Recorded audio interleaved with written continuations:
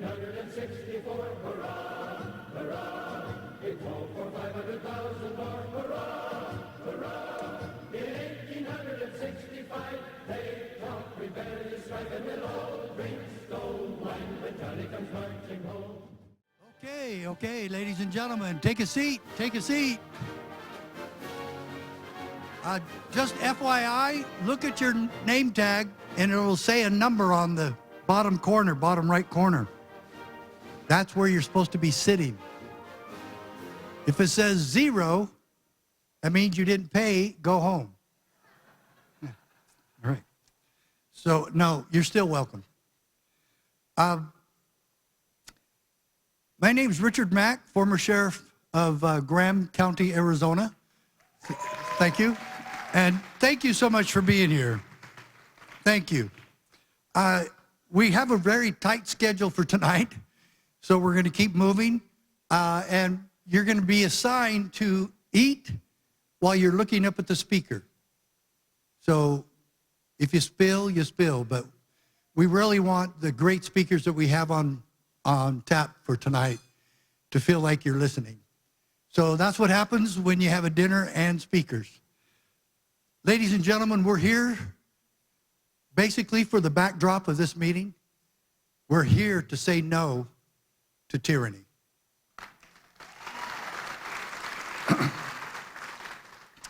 And to get things started for tonight, we have the prayer, and that will be conducted by Bill Cook. And I think there's only one way to get up here, Bill. You either jump or you go to the stairs behind the partition. If you want, I'll grab your hand and you can come up right here.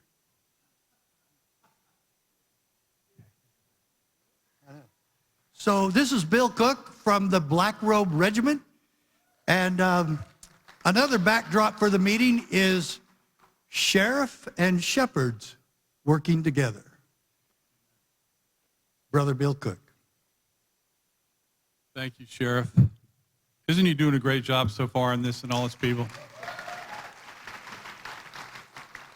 Let's pray. Bow your heads with me. Father, we thank you that you've created all things. And by your will they were created. Lord, you created us. You created this nation. Lord, you created the people that are fighting to save it. Lord, we pray tonight that you'd be with us, that you would bless this food we're about to partake of to our bodies, and that we would use it to your glory. In Jesus' name. And all God's people said amen. Amen.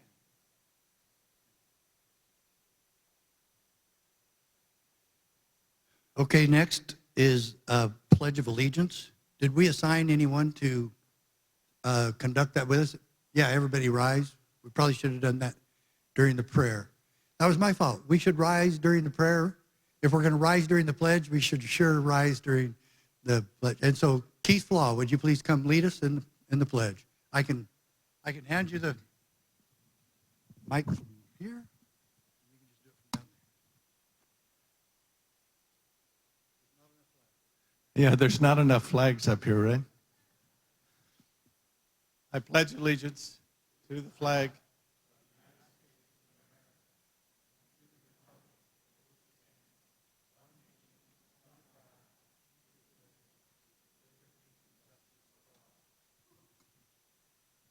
Thank you, Keith. Keith and I go way back to activism across the state of Florida, and it's really great to come back to Florida and see old friends. It's amazing, all the friends that we have across the country. All right, next we have Carolyn Pankaya, or Pankala. I say it Pankaya.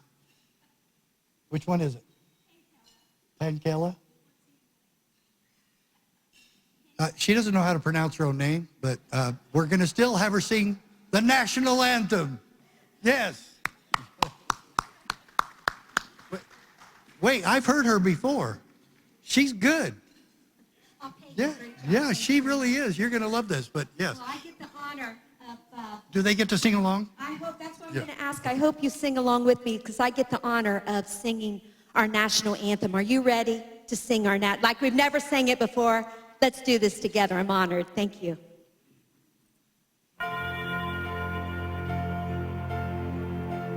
Oh, say, can you see by the dawn's early light what so proudly we hailed at the twilight's last gleaming, whose broad stripes and bright stars through the perilous fight o'er the ramparts we watched were so gallantly streamed, and the rockets break aloud, the bombs bursting in their gate through the night, that our flag was still there.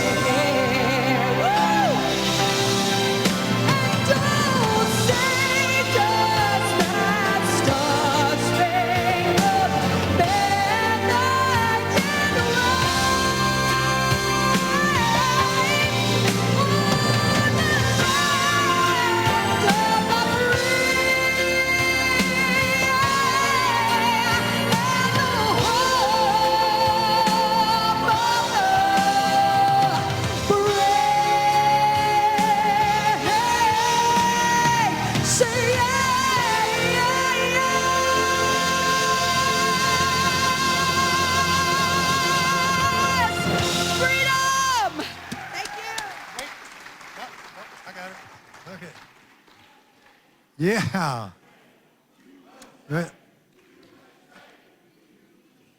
Well, if you're not awake now and have those patriotic juices flowing, then you're at the wrong meeting. What a fantastic presentation so far. I go way back with this guy too. When he was running for office about 10 years ago, he asked me to come to some meetings with him in Flagler County, and I was really proud to endorse Sheriff Rick Staley of Flagler County, and he's going to kind of do a little welcome to everybody because he just lives down the street. Sheriff Rick Staley.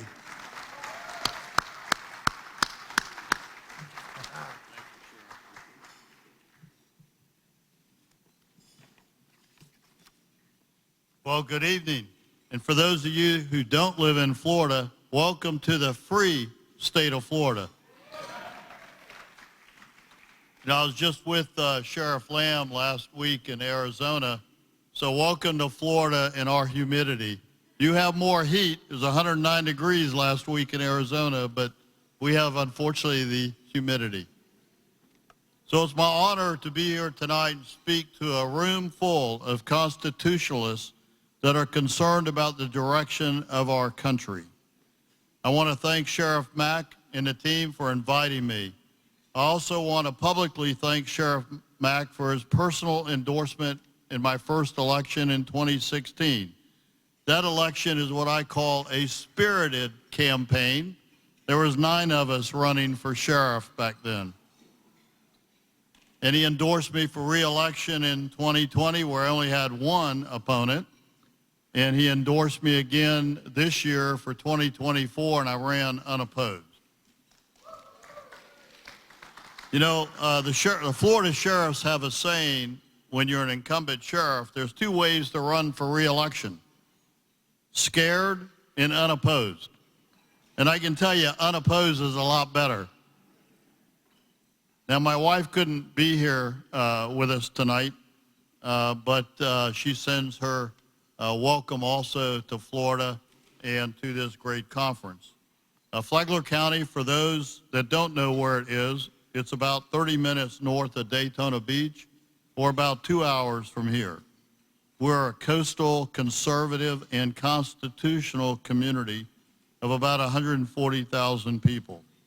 Invariably, during an election, I get asked if I'm a constitutional sheriff, and some even ask me if I'm a member of CSPOA. and I'm proud to tell them that I am both. As you know, the Constitution is under attack across this country. Some states are even changing the office from sheriff to dilute the power and authority of sheriffs by making them a charter sheriff, reporting to a county commission or an appointed county manager. Some state legislatures, even city or county elected officials, are passing laws handcuffing police chiefs and sheriffs. We saw some attempts in this in our counties in Florida.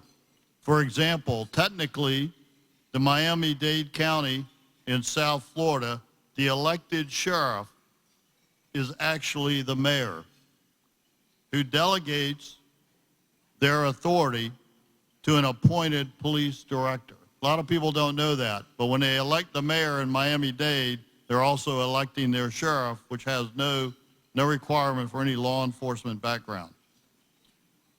But in Florida, we took a different approach. In 2018, Florida sheriffs sought a requirement and to change the Florida Constitution in all 67 counties must have a constitutionally elected by the people sheriff, tax collector, property appraiser, supervisor elections, and clerk of the court. And the voters agreed with us in that initiative and changed the Florida Constitution. So this November, for the first time in over 50 years, the voters of Miami-Dade County will elect a constitutional sheriff.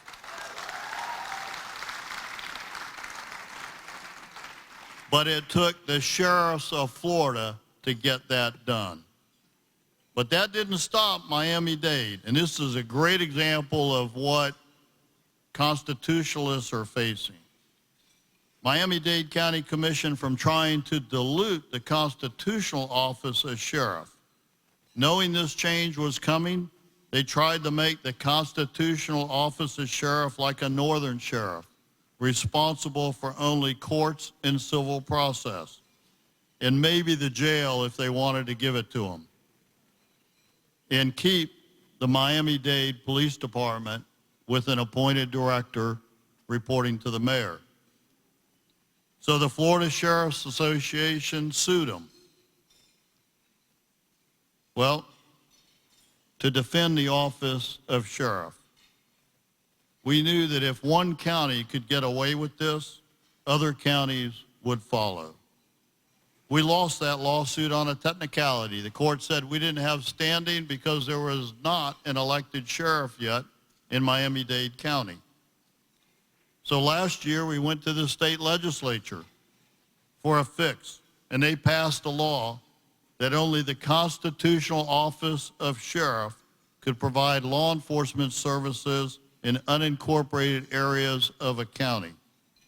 That change stopped them in their tracks, and it also stopped Volusia County, which is on the Atlantic coast, my south border of Flagler County, because they had created a beach patrol with full police and authority, which was unconstitutional. Well, unfortunately, this didn't completely stop Miami-Dade County officials. Well, they stopped trying to keep a police department in the proposed budget that they're just finishing this year to go into effect October 1st.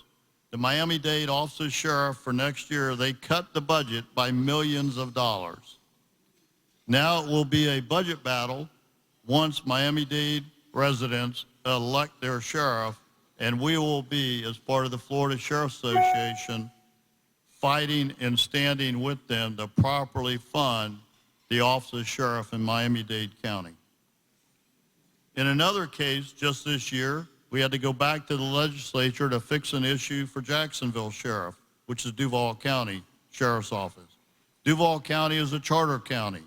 The residents elect a constitutional sheriff, but make him report to the elected mayor and council, who has controlling his line item budget.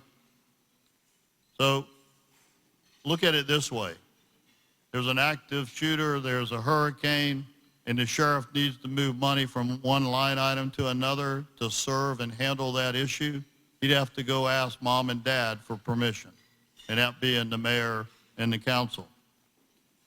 So we went back to the legislature and got another fix. So now once they negotiate their budget with the mayor and the council, the sheriff of Jacksonville can do whatever he needs to do to serve that community. And every time there's a tragic shooting, and we're all saddened by the recent events that occurred in Georgia, and send our prayers, some people in this country use those tragic cases for political gain to attack the Second Amendment. Here's what I'd like to tell them. It's not the gun, stupid. It's not the Second Amendment's fault. It's the mental health, it's bullying, it's anger and crime. And as a life member and a proud, as a life NRA member and a proud owner of more than 30 guns and rifles personally, let's work on the causations behind these incidents and not the Constitution or amendments, because that's not the problem. But political rhetoric often wins elections and is easier than solving problems. Remember, there is a reason our founding fathers created the Second Amendment and the states ratified it. So I've given you some examples of how some elected officials and deep state bureaucrats are trying to erode away the Constitution and the constitutional offices, especially sheriff. So in my office, on the wall above my credenza, hangs a framed replica of the Declaration of Independence. First, and I do that for a few reasons. First, it's a constant reminder of the tyranny of the king and British rule that we declared our independence from. But it's also about my family's heritage. You see, I have the honor of carrying on as a constitutional sheriff, but my cousin, many generations ago, I'm not that old, although some people say I look it, my cousin, William Hooper, signed the Declaration of Independence. And then he served in the Continental Congress. And my great-grandfather, that many generations ago, was a brigadier general by the name of George Godfrey, fought in the American Revolution and reported to General Washington. So I'm proud to be a son of the American Revolution Flagler County chapter. Today we seem to be a country of entitlements that is eroding away our Constitution. Free health care, free housing, free abortions, and it doesn't matter that I believe in life. They want to use my tax dollars to support that. Free tuition. And I don't know about you, but I paid my way through college, and I paid both of my daughters' colleges so they didn't have debt. And now politicians in the deep state want me to pay for everyone else's college and education at universities or colleges that brainwashes our children. They even want us to do this for illegal immigrants that have invaded our country. And this list goes on. And let's remember, there's no such thing as free. Someone is paying for it, and it's never a politician. In my opinion, the politicians that do this is buying votes with our money. What we deserve is the pursuit of life, liberty, and happiness as guaranteed by our Constitution to form a more perfect union. As I close, I want to read you a story that hangs in my executive waiting area of my office. It's called the Sheriff's Saddle, and it goes like this. The Sheriff's Saddle is a very plain saddle. This is a practical, tough, working saddle. The saddle sits empty of a rider, representing that the office's sheriff will have many occupants over time. The stirrups on this saddle are adjustable, representing the need for adaptability to whose boots will fill them over time. Attached along the right side is a scabbard and rifle, representing the dangers that a sheriff will face while in office. The sheriff must be prepared to bravely face those dangers. Attached to the back of the saddle is a leather saddlebags. In the right saddlebag is an ammunition pouch for the sheriff's rifle. This represents the dedication and endurance a sheriff must demonstrate during a long-fought fight. There's also a Bible representing the sheriff's commitment to a cause greater than that individual. It represents honor, integrity, and eternal truth. In the left saddlebag, protected in leather pouch, are copies of the United States Constitution. The sheriff must uphold and defend the sacred document. If you listen closely to the words of the saddle, it's what our founding fathers have discussed. So today our Constitution is under attack. I've been given my time limits passed. So my next paragraph I'm cutting just for you. But here's what I want to say. Voting has consequences, and it's not just the person you're voting for, it's about policy and the deep state bureaucrats that they appoint. So choose carefully, protect the Constitution, have a great conference. God bless America, and let's protect our Constitution. Thank you.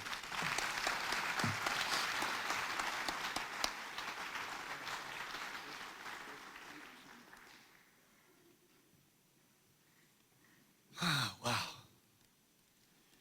You got to love constitutional sheriffs, huh? Oh, I'm already done? I should have picked somebody else for the timekeeper, I swear. But, oh, by the way, this is Rick Dalton. He's been with the CSPOA, and he's been with me for, I don't know, 55 years. Yeah. And we don't have time to talk about how long ago we started together, do we? Folks, I really do appreciate Sheriff Staley. What a great example he is, and a good friend. Next, we're going to have an organization called the American Police Officers Alliance, and I've been working with them now for about 3 or 4 years, and we just keep getting closer and closer. And so we want to hear from the executive director of the APOA, Dan Stebbs. Dan, come on up.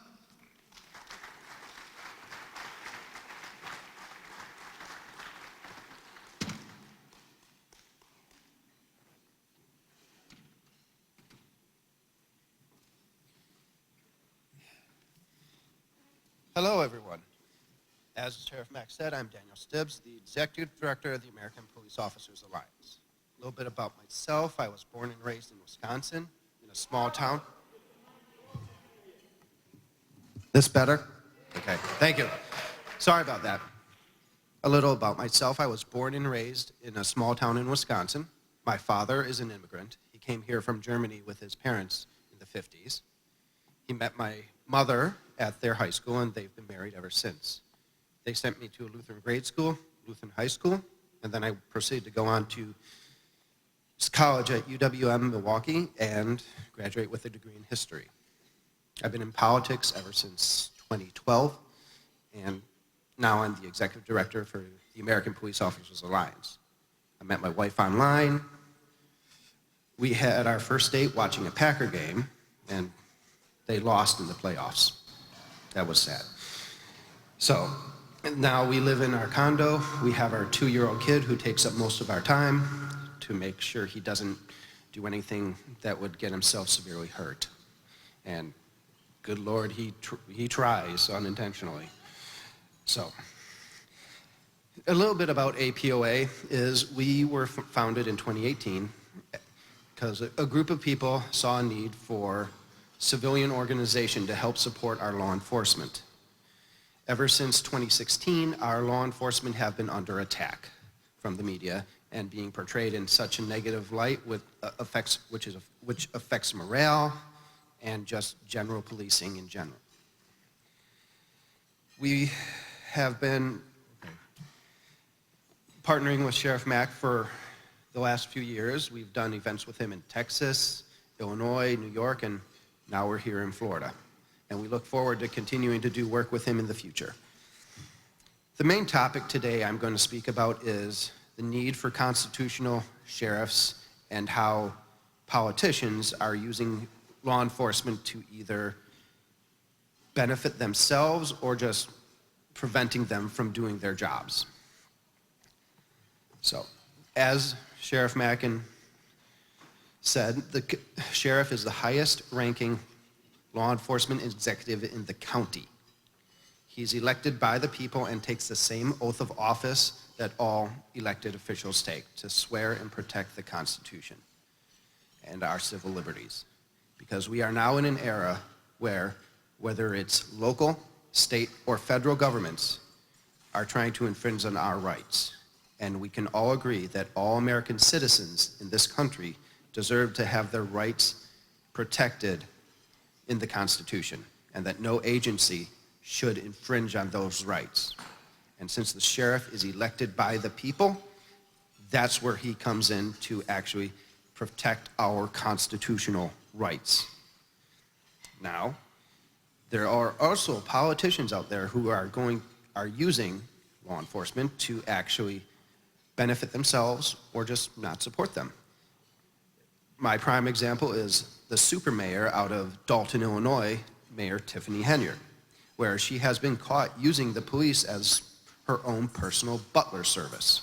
She has used them to drive her around throughout the day, has them done errands for her, and this has racked up thousands upon thousands of dollars of overtime for the city of Dalton. And for a small town of 20,000 people, that's a fair amount of money.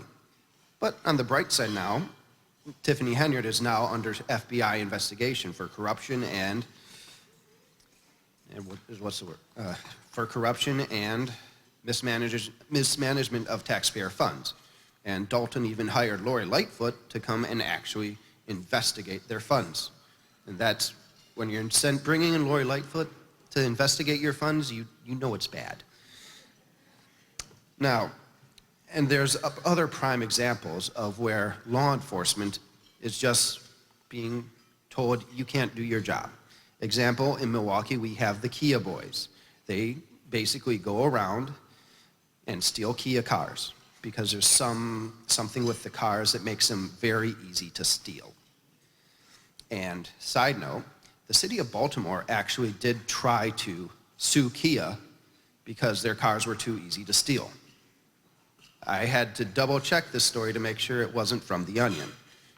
And lo and behold, it was not. It actually did happen. And with this, why should the police officers stop them? Because the vast majority of them get a slap on the wrist. There's even video of one of the Kia boys talking to a reporter and saying, there's basically no consequences. I'll get put in jail for like a month, and then I'll be back on the street, and then he'll do it again. Another example, Minneapolis. They tried to actually pass a ballot measure to where it would have eliminated the police department and replaced it with the Office of Public Safety. Thankfully, that ballot measure failed, and they still have their police department. The other issue is with immigration. A lot of cities, like Denver, they have passed sanctuary city status.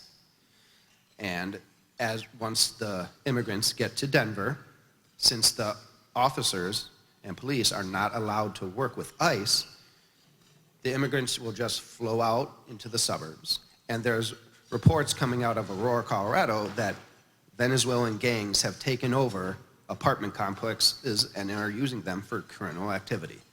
So that's another prime example of how politicians are not helping law enforcement do their job. So in conclusion, that is where all of you can come in to help stop this. If you see a constitutional sheriff being elected in your county, help him get elected.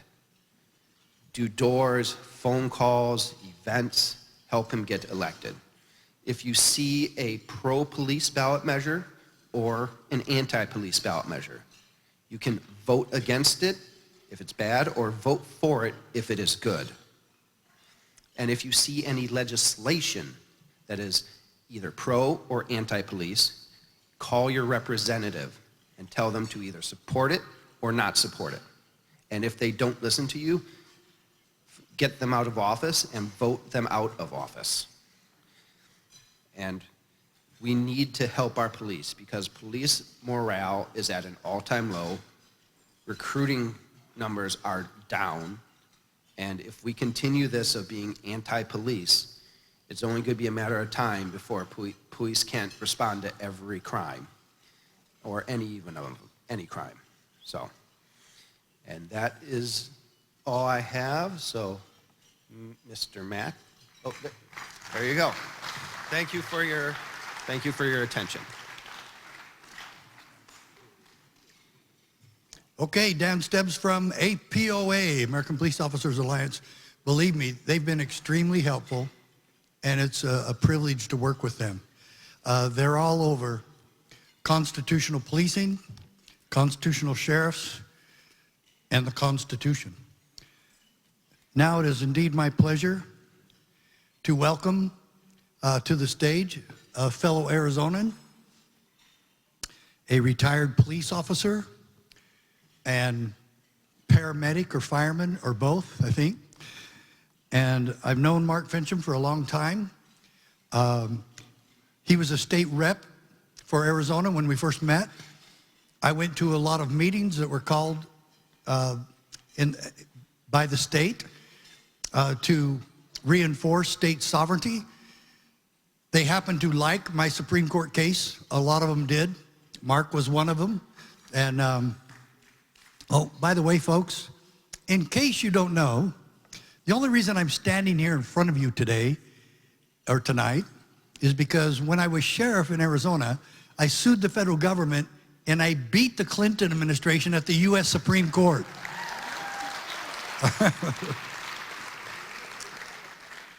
The real miracle there is I lived to tell about it.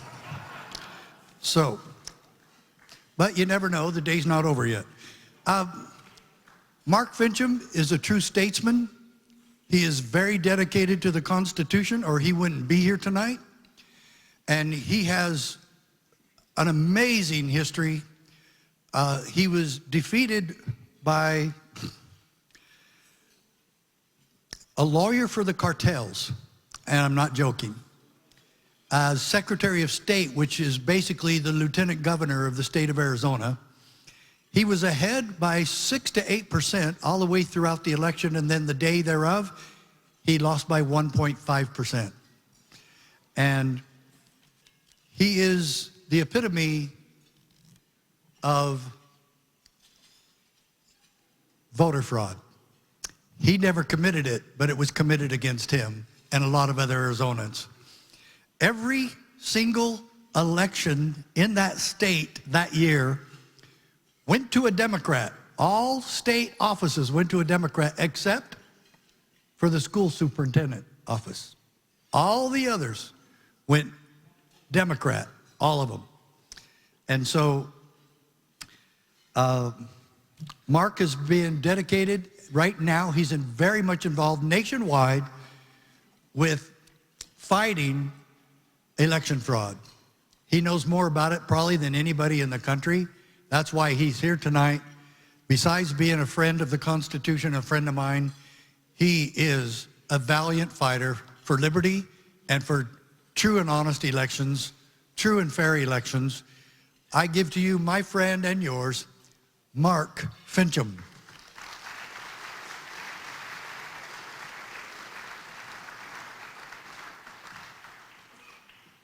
Well, thank you very much. Apparently, Sheriff Mack forgot the rule, never trust a politician with a microphone, or at least for long. Thank you so much. It's a pleasure to have the opportunity to address you. There's a couple things that I don't like to correct Sheriff Mack because he's seldom wrong, but I'm just going to kind of reset the discussion a little bit. Yes, Adrian Fontes was the cartel lawyer for Fast and Furious, representing the interests of the Sinaloa cartel against Eric Holder. Yeah, so there couldn't possibly be any bad outcome from that. He is now number 2 in line for the governor of the state of Arizona, while Katie Hobbs, who we all believe is the fraudulent occupant of the 9th floor, will probably be removed from office for a pay-to-play scheme. And we believe that that was the plan all along. The true measure, though, that I need to correct Sheriff Mack on is that Kimberly Yee, the state treasurer, a Republican, won by 350,000 votes. Help me understand how you have a delta between Kari Lake at 10,500, perhaps one of the most popular personalities in the state of Arizona, and a very quiet, somewhat diminutive state treasurer at 390,000. By the way, CNN and I think it was Trafalgar, the polling outfits, had Kari and I winning by 390,000 votes going into Election Day. So it's very clear that if anybody followed the Arizona election, and I'm not going to relitigate that tonight, but it's very clear that if you were paying attention to Arizona's steaming garbage heap of an election in Maricopa County, the machines that malfunctioned at the outset that rejected 7,000 ballots every 30 minutes in Republican districts, amazingly, they didn't do that in Democrat districts. And this is a county board of supervisors run by 4 Republicans and 1 Democrat. Some people would say the fix was in. Well, Kari Lake and I went to the U.S. Supreme Court in a case of Lake and Fincham v. Fontes that ultimately the Supreme Court denied, but we wanted to tell the court, y'all been lied to, and we have the evidence. How many of you know what the EAC is, the Election Assistance Commission? Please raise your hands. If you don't, you need to. Because if you are the constitutional sheriff of your county, that organization certifies the election tabulation equipment in your county. And if you have an election that isn't hand counted, they affect that. We caught Maricopa County altering the software in the back end. Not only for 2022, but for 2020, it was the exact same machine behavior setting, MBS error, for both elections. What does that mean? I never get tired of saying this. Donald Trump won.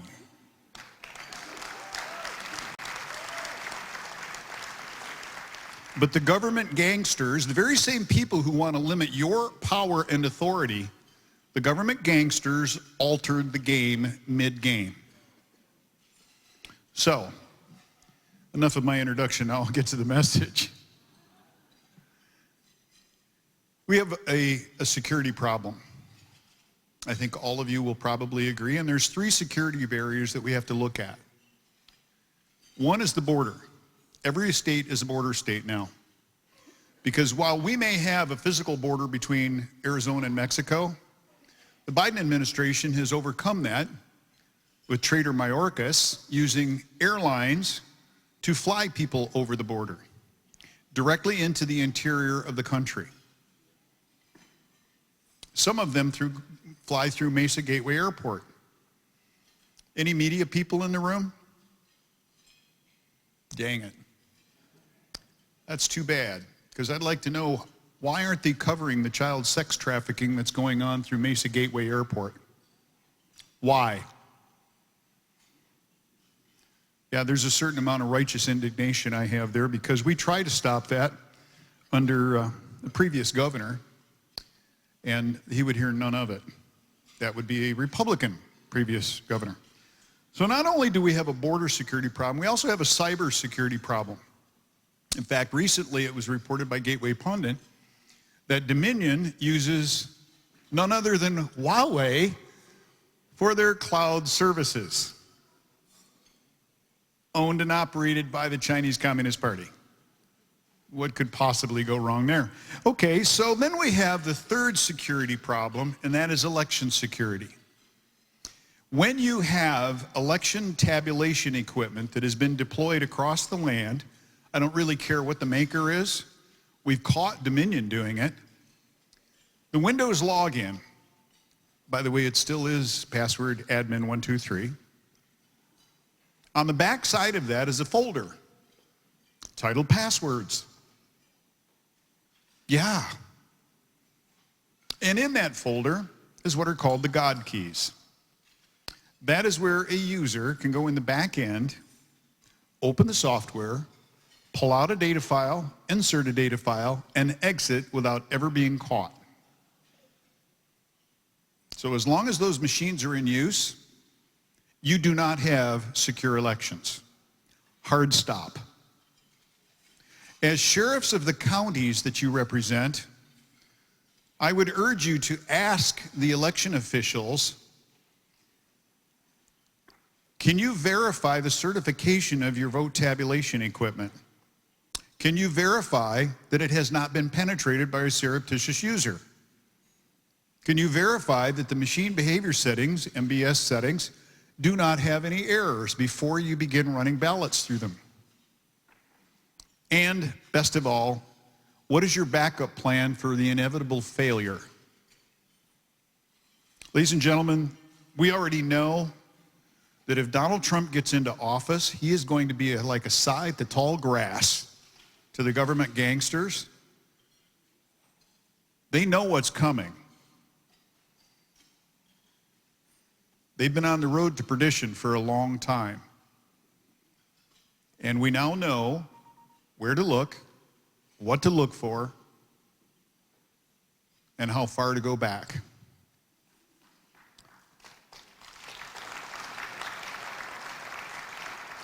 I would also urge you, sheriffs, to let people know in your counties that if they go to the polls and if they are denied the opportunity to vote because they're told, oh, well, somebody else already voted for you under your name, they need to immediately file an identity theft complaint with you, because that preserves their 14th Amendment right to challenge the election.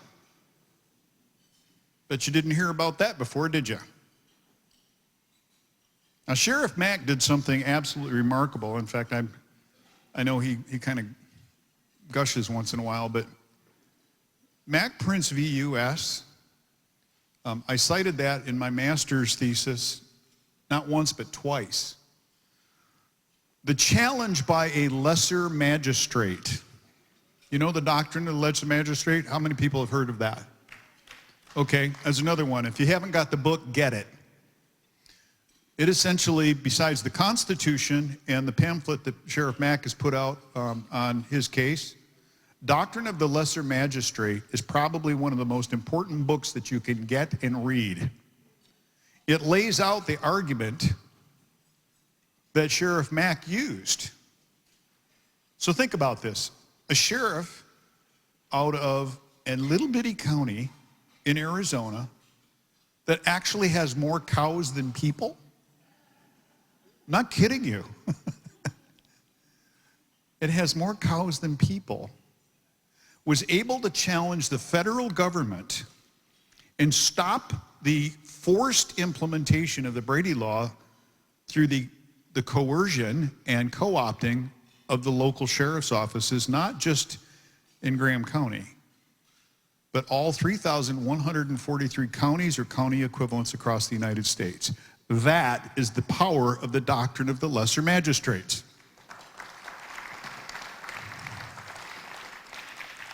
Now we talk a little bit about the Constitution. In fact, I'm wearing a shirt here in protest. I don't know if many of you have seen this, but I'm going to stand out just for just a second so you can see it.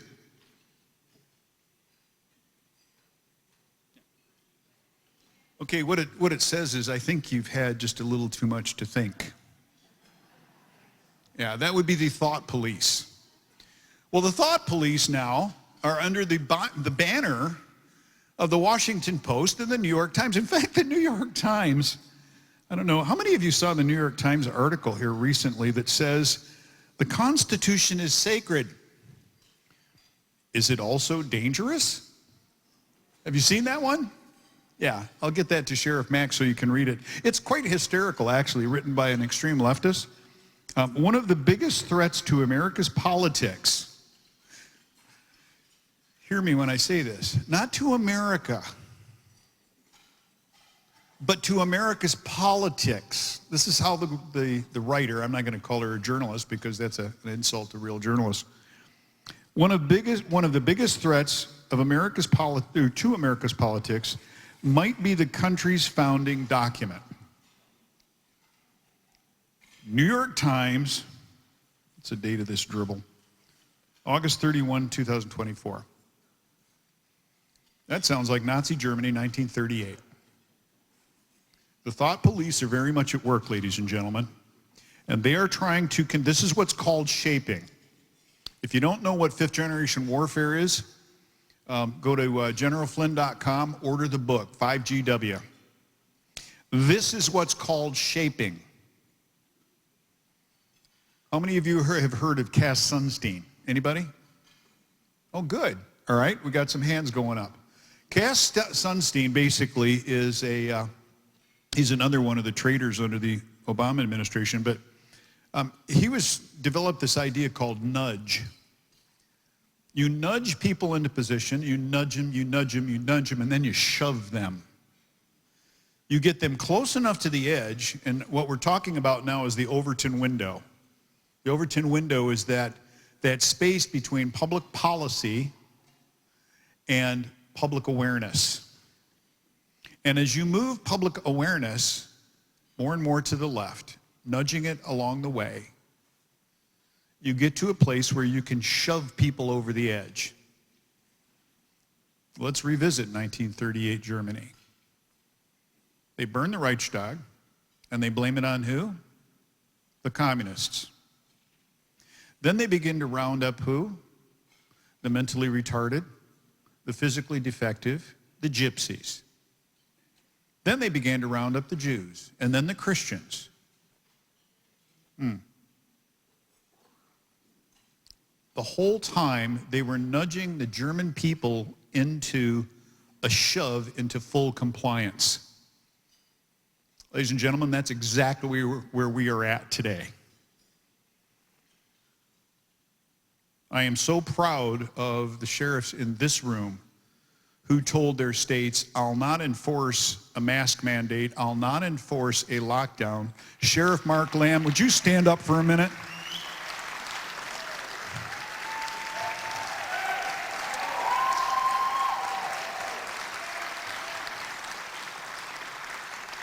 Until recently, Mark Lamb was my sheriff. Sorry, man, I had to move north. So my time with you draws short. I'll be around for the next, I'll be around here until Sunday morning when we check out. And I'd love to talk to as many of you as I can. But I'm standing up to demand that the FBI be defunded and that money be sent to sheriff's offices.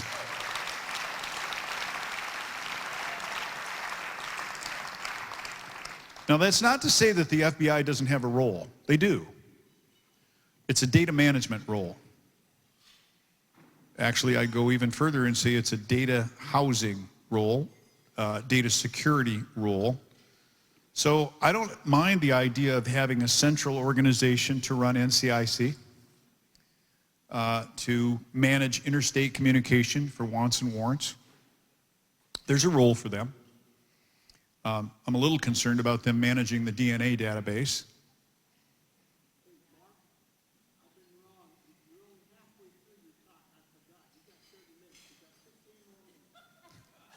I'm getting the hook here, and it's like, oh, wait a minute, you can go 15 more. Well, that's all right. Like I said, never trust a politician with a microphone, and then they even give me more time. But I want to talk to you. No, it's all right, man. Gosh, I broke my train of thought. I know it was just an engine in a caboose, but the FBI, okay, so the FBI does have a role. It's the Federal Bureau of Information.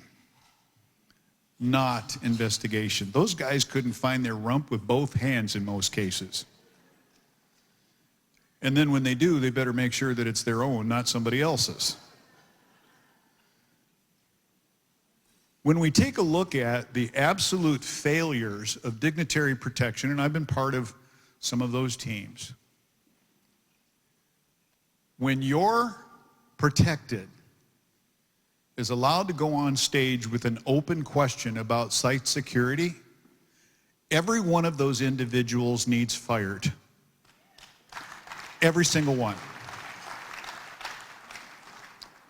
Now, there's a silver lining to this. And I think even President Trump would probably recognize this. In fact, I know for a fact that he already has.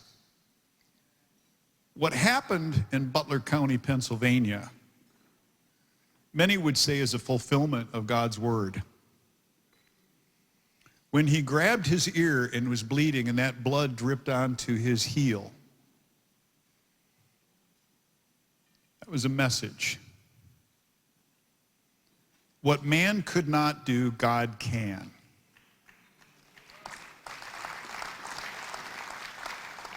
I don't know how many of you have watched or been with President Trump during his messages, but he has this, I wouldn't call it a tick, but he does this thing where he turns, arguably to look at the teleprompter, and then every once in a while he'll go,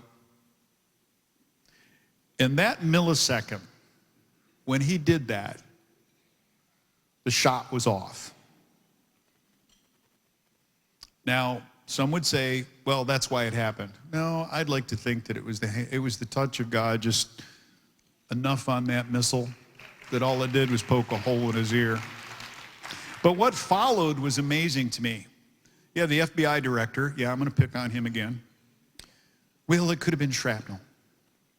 It could have been glass. It could have been fill in the blank. The fact of the matter is the 45th president of the United States was shot by an assassin's bullet. Let's not obfuscate that. Let's examine what the failures were.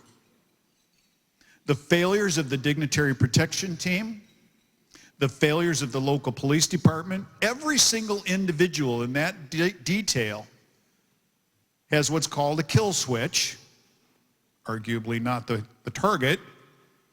It's to stop the event if they observe something that is a threat. Every individual has that authority,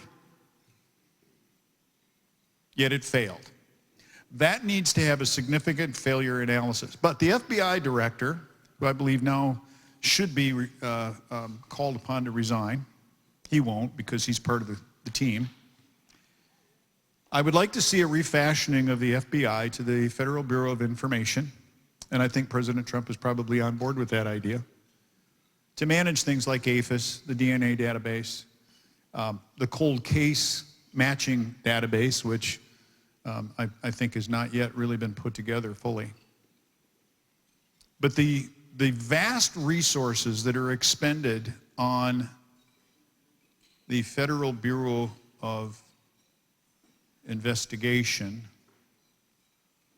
when they create evidence and execute an invalid search warrant on Mar-a-Lago with evidence that was created by GSA and the National Archives and sent unsolicited to that address, that's what's commonly called a drop, a setup. I don't know what it is in your community, but it's like when you have a dirty cop who drops a gun. And it happens. There's a lot of dirty guys out there. And unfortunately, we appear to have an infestation of traitors within the federal apparatus that would allow something like that to happen. So that means the FBI needs to be done away with, and we retask those dollars to local sheriffs. Why? Because the local sheriff represents the one office that is elected to protect the civil rights of the people. Appointed police officers, you can tell, protect their boss. That would be the mayor. Mayor of Miami, mayor of St. Louis, Missouri, Minneapolis, St. Paul. They're not there for the people. They're there for a paycheck. And I'm not impugning law enforcement officers at the chief level. I'm simply pointing out that they're responsible to their boss, as is true with any employment relationship. So who's the boss of the sheriff? The people. And that is the reason that I celebrate CSPOA. In fact, I'm one of the first people that joined the organization way back when my hair was a little more brown than it is now. But I celebrate CSPOA for the mission that it is on and the fact that every one of you is here because you have an interest in protecting the civil rights of the people. I'd like to go back for a moment and revisit the doctrine of the lesser magistrates. Matt did a great job in this book. One of my favorite paragraphs in it is in, I believe, chapter 12, second paragraph. When Plato is walking the streets of Syracuse and Dionysus is surrounded by his phalanx of guards, Plato asks him, what have you done to the people to require so much protection? Think about that statement for a minute. Walls don't work on the border, but they sure as hell work around Washington, D.C. They erect walls around the White House. They erect walls around Congress. That ought to give everybody a little pause to wonder, what exactly are they doing with those walls? I would hope that they're erecting those walls to keep the crooks in, as opposed to keeping the people out. But ladies and gentlemen, we truly are engaged in a war. Now, I've been criticized by the media multiple times about using that kind of phraseology. But we're now engaged in fifth generation warfare, and that is a PSYOP war. You are trying to be convinced, they are trying to convince you that everything's okay. You remember the movie The Matrix with Keanu Reeves? How many remember that? Okay, good, we got a good number. Remember the moment that he pushed on it and it bounced back, the image? That's what we're looking at today. We've been fed BS for so long in the media that they really believe their own stuff, and they expect that we're going to believe it without questioning. Now, I don't know if you subscribe to it, you might want to, but there's an outfit called yournews.com. It is an emerging platform for citizen journalists to get real-time news out to the people and bypass both the three-letter broadcast media organizations and the print media organizations like New York Times, WAPO, those guys. They wouldn't know the truth if it ran over them like a bus. Although we did have one moment of clarity. Young lady by the name of Molly Ball, writing for Time magazine. The secret, think about the title of this thing, okay? I believe it was The Secret Plan to Save Democracy. Yeah. So you had big tech, big labor, big government. I guess there's two other bigs, big politics and something. All of them came together to protect democracy from Donald Trump. Well, there's an analysis out there that between the Bushes, the Obamas, the Clintons, and President Pudding Pants, they've controlled government for like 26 years. But Donald Trump was the 3.5-year wrecking ball. They would have you believe that even though they created the problem, they have the fix. You just have to preserve their power base. The reason that narrative is out there is because they know what will happen if a law-abiding president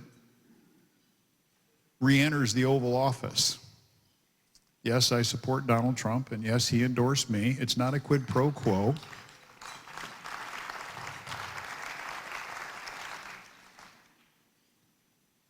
But I look at my president with wonder and amazement that he has handled himself, that he has conducted himself in the manner that he has.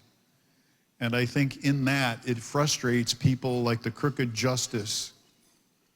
I say that with the urge to vomit in New York, who not only did not oversee a conviction of a crime, he can't even say what the crime was. This is a political hatchet job that quite frankly reminds me of the movie Napoleon, in the earliest moments where they march out Marie Antoinette to a guillotine based on what? Unbridled hate that was created by what? The people who wanted to take power away from the people who were in power. We are engaged in what is quite frankly, a modern day power struggle. And I will tell you, sheriffs, you're in the way. And God bless you for being there.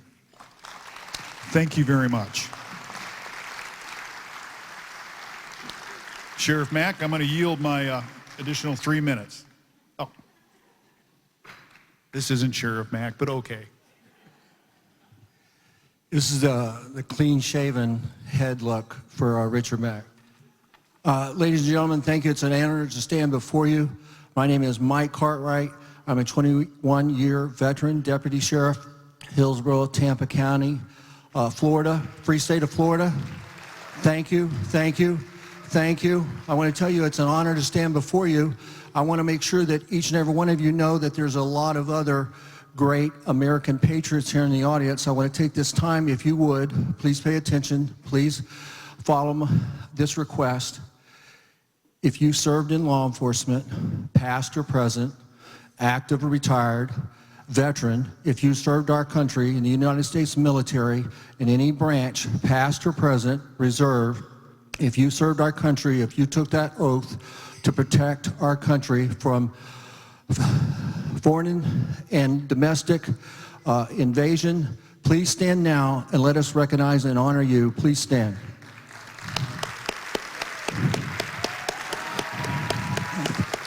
Thank you for your service to our country. Thank you for taking that oath. Thank you. Thank you. Thank you. There's another group I'd like to quickly recognize, and that's the elected officials, both past and present. There are many of them here. If you are a past or present elected official and you took much that same similar oath, please stand and let us recognize you. Thank you. Thank you. Okay, you politicians, sit down. You're not going to get a chance at the microphone. I got it right now. There's an old saying here in Florida that one of the most dangerous places is between our sheriffs and a microphone.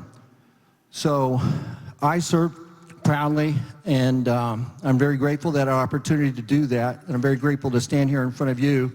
And so I'm still trying to serve. So I have an exhibit, our table out there. I hope that you stop by. There's federal government overreach, that you'll be hearing more about it. So one of the campaigns and websites and exhibits we have is Save America from the U.S. Capitol Police. We believe that that is a violation of our 10th Amendment states' rights. So please help support that campaign. We also have another website and campaign, Save America from illegalimigration.com. I hope you'll visit that site. I hope you'll visit my table. I can tell you more about that. We're also working on Save America with election integrity, and we hope to talk to you and that you'll visit our website and learn more about that. I was here to make a formal introduction. Imagine that, the most informal person in this room making the most formal of introductions. What an honor it is.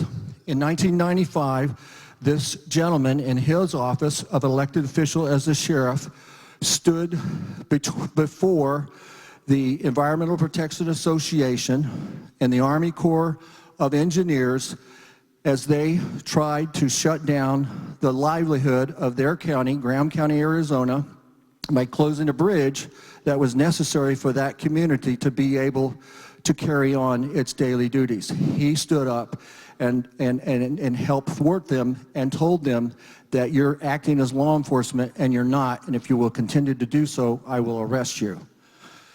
You'll also get to hear a little bit about his case in which he stood against more federal government overreach, and you will hear about the title that he is to speak on, the lawsuit that saved the office of sheriffs.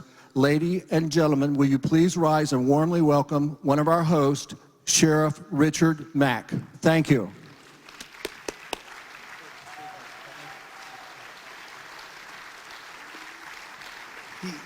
No, he wasn't supposed to tell you to rise. No, sit down. Thank you. Thank you so much. You know, a lot of people don't know that part about the Sheriff Mack story. We actually had a bridge wash out, and the Army Corps of Engineers and EPA came in and warned the county commissioners. Now, I have nothing to do with fixing bridges. None of you sheriffs have anything to do with fixing bridges. But after the Army Corps of Engineers and EPA came in and said, you cannot fix the bridge until we say you can. And they said, we have to do an environmental impact study. 10 months later, the bridge is still not fixed. And so the county supervisors in Arizona and California, as they're called, county commissioners, voted unanimously, 3-0, to fix the bridge, the federal government notwithstanding. And so then they got really ticked, and they said, we're going to charge you $35,000 a day for every day you're trying to fix the bridge. We're going to arrest all three of you, the county commissioners. They're going to arrest them. And they're going to arrest all the maintenance workers. Well, they wouldn't need to charge us $35,000 a day if they just go arrest them the first day, you know, it's over, you know. So then I got involved, and I called both groups into my office. I asked them if they knew that I was already suing the federal government. They said they knew. And I said, but most of the time I get along with everybody, and I intend to get along with you, but this is the way it's going to be. If you try to arrest anybody in my county, I will arrest you. And I said, I'm not kidding. You know? So the next day, I didn't tell them they had to leave. I don't have the authority to banish people from my county. Maybe a judge could do that. But I didn't tell them they had to leave, but they left. And I was glad they left, but they did. They left. And then we fixed the bridge. We didn't pay a dime in fines. Nobody went to jail. And the people of our community were finally served after the federal government got the hell out of the way, you know? So then the end of that story, 15 years later, my son was working as a nurse in downtown Phoenix, and he was working in a cardiac unit, and a husband came in to visit his wife, who was actually there after a heart attack, and he got to talking to my son after he saw him a few days, and he said, hey, where are you from? Are you from Arizona? He goes, yeah, I'm from Safford, Arizona. Safford is the county seat of Graham County, where I grew up. And the guy started chuckling a little bit. He goes, no kidding. I used to work for the EPA, and the sheriff there ran us all out of town. And my son told him, well, that just happened to be my dad, you know? So they had a nice laugh and a nice talk. Folks, the whole thing boils down to this. What's the proper role of government? And where do we see that anywhere? Well, it's really not in the Constitution unless you try to look at the preamble and say, oh yeah, to form a more perfect union, establish justice, and the 6 principles talked about there. But where it really gets specific is right after life, liberty, and the pursuit of happiness. The next 10 words tell all of us what our purpose is in all government. That, to secure these rights, governments are instituted among men. The job of your sheriff, your government teachers, your sheriff, your dog catcher, doesn't matter. Doesn't matter. From the dog catcher all the way down to the president, Their job, thank you, that was a joke. Well, maybe it wasn't. Well, maybe it is, yeah. It's our job to protect civil rights. And so hopefully we can get something up here. I'm pushing the right arrow. Maybe you need to push it for me. There we go. Keep going. This isn't working. Keep going. The YouTube video No, keep going viral. We don't have time for that one. Okay, this real quickly. I think, yeah. Okay, does anybody know who that lady is sitting down in there in the middle? She's Governor Grisham of New Mexico. And she's holding a press conference. You know what she just told them? I can make gun control anytime I want. Because if I declare an emergency, then I can nullify the Second Amendment. And she goes, and then this is what really got everybody. There's nothing in the Constitution that is absolute, including my oath of office. So she admitted to everybody she's a liar, and it's because it's nothing absolute. And then let's watch what her sheriff says next. Keep going. Yeah, you're gonna have to click it. Keep clicking, right. There we go. Now play that. Hit spacebar, or click it again. Just hit right arrow again. Hit right arrow. I have a fact for you. Criminals do not follow the law or a public health order. Is there a realistic way to enforce this order? No, there is not, because we'll cut that conversation off because it's unconstitutional. So there's no way we could enforce that order. Ha! Now, Sheriff Allen, I called him and he didn't really want to talk to me too much because he didn't want to actually join the constitutional sheriffs of America. You know, he didn't want to be one of us, but I told him he was, and I was really proud of him, and he actually was very friendly, but he was worried that he was going to be, you know, named a CSPOA sheriff, you know, and I said, well, you did that on your own already. You can't blame me for that. And I said, we're really proud of what you did, because he's a Democrat and his governor's a Democrat. And then guess what? This is how this will snowball, folks. Once it starts, it will keep going. The chief of police of Albuquerque said the same thing. That's the Bernalillo County Sheriff, Sheriff Allen. That's the greater Albuquerque area. Chief of police said the same thing. We're not enforcing that. Then guess what? The AG, the Attorney General of the state of New Mexico, came out and said the same thing. Folks, and all three are Democrats. All four were Democrats. See, we don't care what party you are. We care if you stand for the civil rights of every single person in your community. Did you notice anything dangerous here? Did you notice anything that was paramilitary violence? But I have never committed an act of violence. We at CSPOA have never advocated for any type of violence. And this is a peaceful and effective process. When you have sheriffs that are willing to stand, when you have sheriffs like here, Sheriff Bob Songer, who's sitting here, and Brad Rogers, and Dar Leaf, and Mark Lamb, and it goes on and on. If you get involved with your pastors, and they get involved working with their sheriffs, this movement, this battle to restore freedom to America and to restore a constitution as the supreme law of the land, it will remain peaceful. But if the sheriffs aren't involved, and if the people aren't involved, this will not remain peaceful. We have one chance left. And we better take advantage of it very soon. Some things are going to really go awry really badly this year. 2024 is going to be a horrible year for America, and we better be prepared and we better be ready. Should you have a solar generator? Should you have satellite phones? Should you have Food storage. Should you have guns and ammo?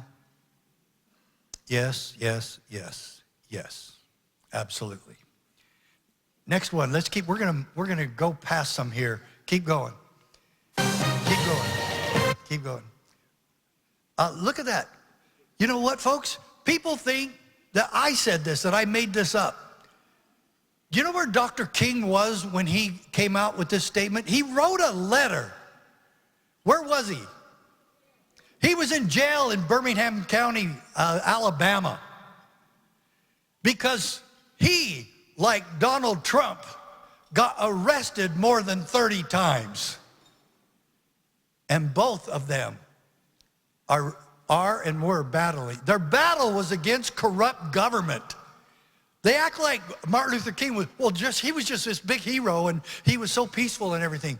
Yeah, but he was a hero because he was fighting your corrupt government. 30 arrests against this man who had never committed a crime.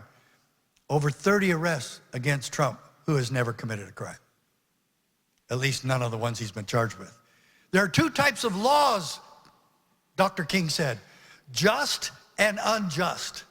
I would be the first to advocate obeying just laws.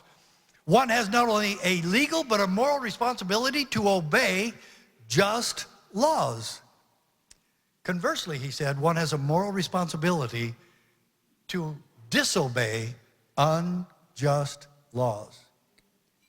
And then you know what politicians and the media would have you believe? That only the United States Supreme Court can tell you what's just and what's unjust. You don't get to think for yourself. And then, you know what? I went to the Supreme Court. I stood in the Supreme Court. I went over and shook James Brady's hand, who was in his wheelchair, when we were in the Supreme Court in December of 1996. And do you know what I found out? They only take 1% of the cases across their desk. So the rest of the 99%, you're just SOL, buddy. It's not going to do you any good. And government and sheriffs or police or whoever can just keep violating your civil rights, and there's not a thing you can do about it until you hear somehow the Supreme Court's going to say differently. That is an absolute lie. You know who's responsible to determine what's just and unjust or unconstitutional? The person who swore the oath. You are responsible for keeping your oath. Do you think we go into court and we go, yeah, I promise to tell the whole truth, nothing but the truth, so help me God? Oh, by the way, only as long as the Supreme Court lets me, or my sergeant, or my lieutenant, or the legislature, then I'll keep my oath. Balderdash. That didn't do it quite. I'm going to do it. Trump said that he had to cuss just the other day to really give it right. That's bull-loney. Okay, next one. Keep going. We're trying to get to this one that talks about, next one. Next one. Oh, these are the two sheriffs that went to the Supreme Court right there. Yep, Mack and Printz. Mack, Printz case, go. Keep going. Forward. This is, we have held, however, that state legislatures are not subject to federal direction. The Supreme Court case that I did is in this little booklet. I put all the highlights, the most important parts in this little booklet. It's over at my table where my beautiful wife is going to be helping me afterwards. You want this review. Justice Scalia wrote this for the majority, and it went 10 times further than I ever dreamed or imagined. I was thrilled with it. This is one quote that Scalia put in from the New York case of 1992, where he says, we have held, however, that state legislatures are not subject to federal direction. Don't you wish your state legislature knew that? That's where you come in. Next one. Forward. Keep going. We're going to, in this decision and in the Brady bill itself, it called the sheriffs the Clio. What's a Clio, Sheriff Lamb? Chief Law Enforcement Officer. Thank you. Keep going.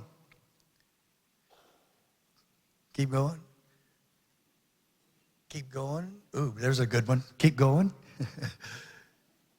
Keep going. Wait.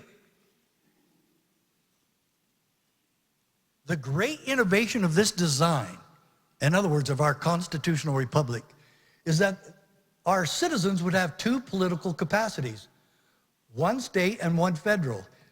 Get this, each protected from incursion by the other. We've got another one about this. This is in the Supreme Court decision. Keep going. Ah, yes. I really love this one. Folks, you need to absorb this. This separation of the two spheres is one of our Constitution's structural protections of liberty. Are you getting that?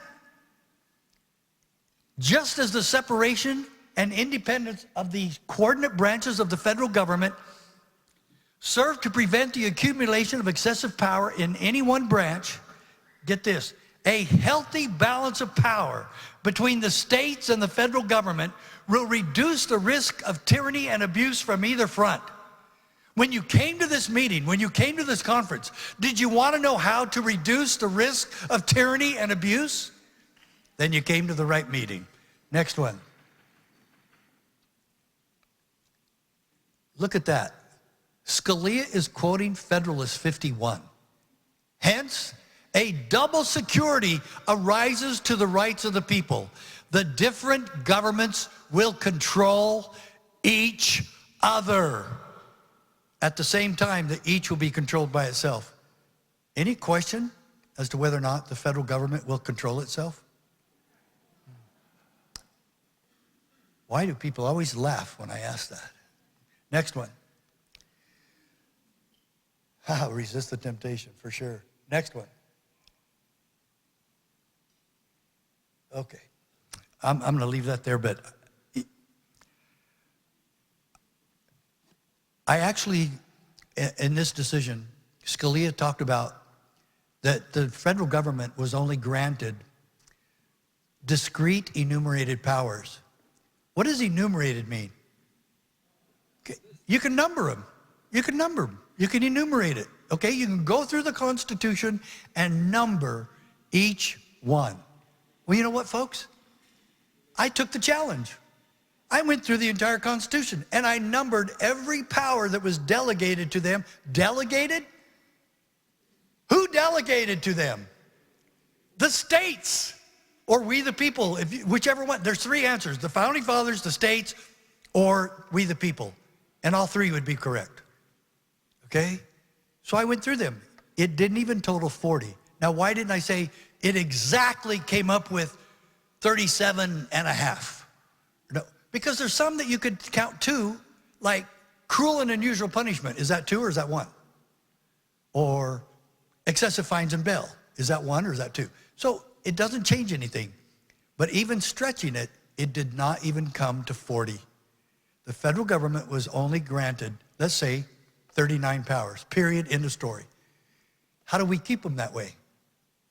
The states and we the people have to make sure we don't let them out of their lane of traffic. And we have. And that's the problem.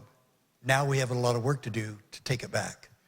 But let's go over something real quickly, just so you know this. Do not forget this. You can look this up yourself in the Constitution. Do you know how many law enforcement powers were delegated by the states to the new federal government? It's not zero, don't say zero. It's almost zero. 5. 5. Let's name them real quick. Treason. Don't you wish that somebody would investigate the treason in Washington, D.C.?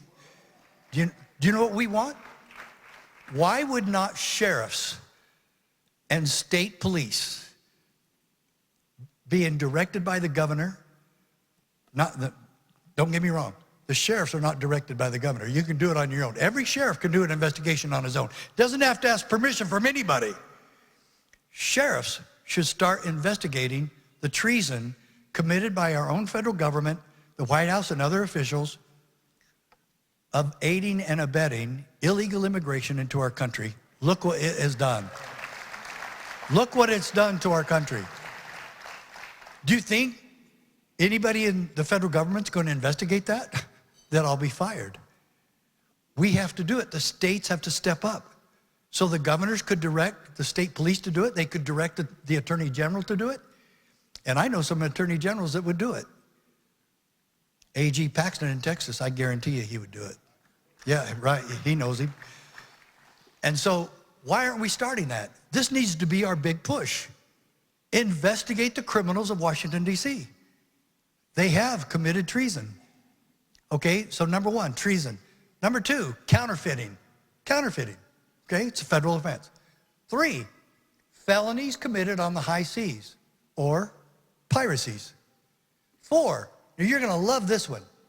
This is outside Article 1, Section 8. It's in Article 4, Section 4.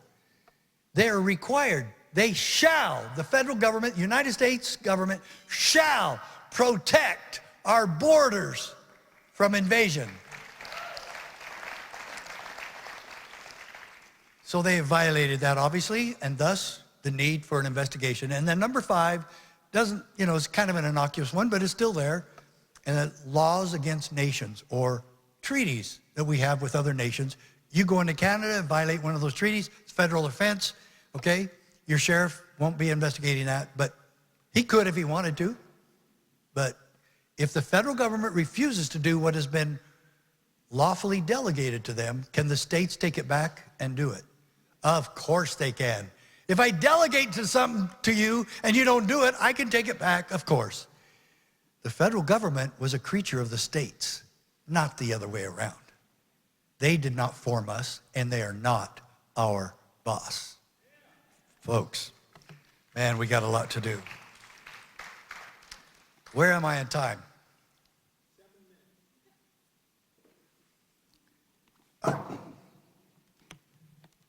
You guys didn't boo him when he said 7 minutes. He can't count. I have 7.5. Okay, but I'm not going to use them. Thank you, Rick. Oh, well. I got to tell you, when I was suing the Clintons, I really did some history checking on the Clinton, especially Governor Clinton and all the different lawsuits that were filed against him. Do you know what? I was the only person in history to sue Bill Clinton on a non-sexual matter. Yeah. Okay, no sub-jokes to that, okay? No sub-jokes, okay? So, folks, let's just remember why we're here and that we're doing everything we can for our children and our grandchildren to keep this battle peaceful. But Mark was absolutely correct. We're in a battle. And I pray that we will keep it peaceful. And that's going to take us standing and doing, donating, working with our local authorities. And in just a little bit, we're going to hear about local action, national impact. And it's the only place we have left, folks. No matter who gets president, this is going to not bode well for America. And I pray that he gets back into office. But I feel sorry for him, what he will be facing. And I think they might even do that intentionally. Put him back in so the violence will take over. I don't know, folks. I just don't feel good about this. I thank all of you for being here tonight. I'll speak again tomorrow, and we're going to go over a few more of these things for my Supreme Court case. It's a pretty powerful case. And I'll leave with this. But the Constitution protects us from our own best intentions. It divides power among sovereigns and among branches of government precisely so that we may resist the temptation to concentrate power in one location as an expedient solution to the crisis of the day, end quote. The crisis of the day, folks, that they caused and will cause again, COVID-19, and then bring us the solution on a silver platter that we in government will take care of you because you're too stupid to take care of yourself, and we will do it for you. And that will be directed from a communist by the name of Kamala Harris. Folks, we've got lots to do. And for the support of this declaration, with a firm reliance on the protection of divine providence, we mutually pledge to each other our lives, our fortunes, and our sacred honor. To that end, I pray the good Lord to bless us all. Thank you.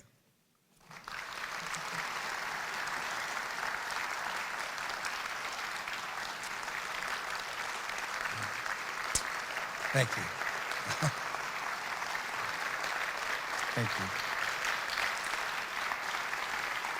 Thank you. Please, thank you. Wow, thank you. We're going to take a quick little deviation here, and we're going to watch a 2-minute video from one of our sponsors, Freedom Law School, and let it roll. Hello, my truth and freedom-seeking friends. I'm Payman Motahedeh, the president of Freedom Law School, which I created in 1996. I'm an immigrant from Iran who came to America in 1977 at the age of 14. And I love America. America is supposed to be the land of the free and home of the brave. But I found America has become land of the meek and indentured slaves. We've been deceived to believe that the federal government and the IRS is supreme in everything, but they're not. We, the people of the 50 states, have been deceived to pay income tax and payroll taxes to the DC government that legally we never owed. I know that sounds incredible to you. It was incredible to me when I came across this information in 1992. We have to take America back. The time is late. Before America becomes like Iran, where I came from, we need to act now. We have to educate ourselves and our sheriffs and our district attorneys to stop the IRS from violating our rights. Take the money of the people in our counties, send it to the empire in Washington, D.C., when there's no law requiring us to do so. Sheriffs and DAs can protect us, but we have to educate ourselves first. You'll be sheriff or sheriff deputy, go to freedomlawschool.org and educate yourself about the U.S. Constitution and the IRS. You no longer need to be afraid because you have the power. You are a chief law enforcement officer in your county. So folks, let's be like America's founding fathers. Uphold that oath to uphold the U.S. Constitution from all enemies, foreign and domestic, just like me as an immigrant took the same oath. With that, folks, let's get together like America's founding fathers and have America be a free country. Go to the table of Freedom Law School, get more information, and go to freedomlawschool.org.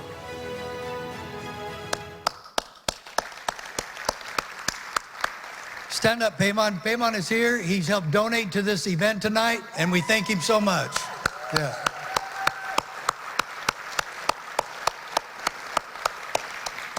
Thank you, Payman. He was very generous, and folks, this wasn't free. So if any of you would like to catch up with him and equal his donation, it would take about 10 pieces of gold. Okay, I won't be greedy. Just one from each of you. But thanks, folks, and we really do need your support. And Payman, thank you very much. Thank you for your support. And now,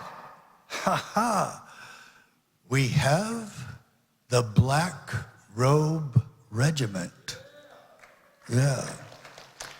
Folks, remember the movie, The Patriot with Mel Gibson? What was the pastor doing? He left the flock to go fight.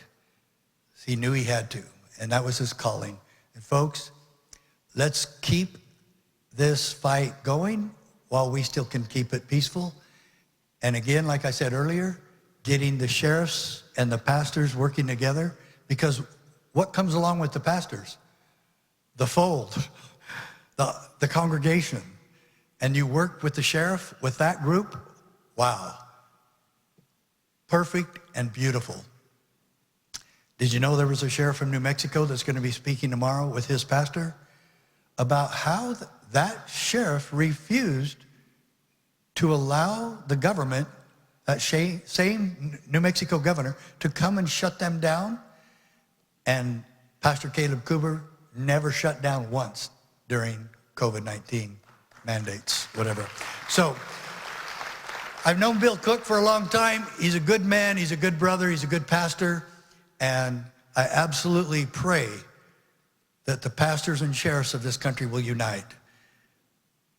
Pastor Bill Cook, thank you.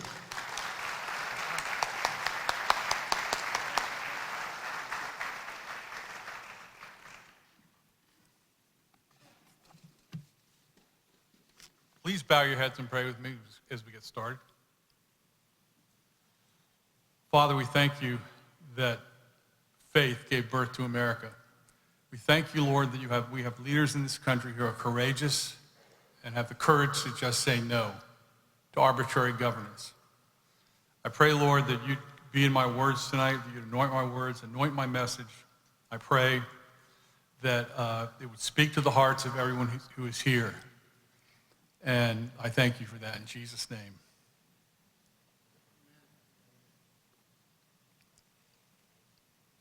What was the Black Robe Regiment? How many are familiar with that term?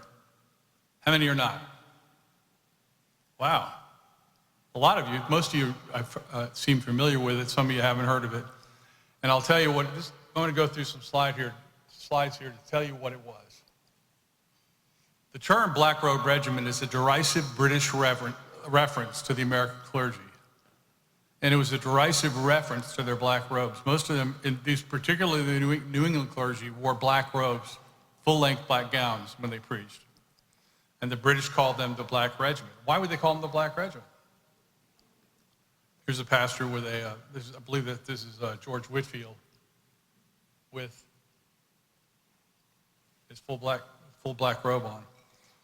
What was the European view? That religion gave birth to America. Alexis Tocqueville wrote that.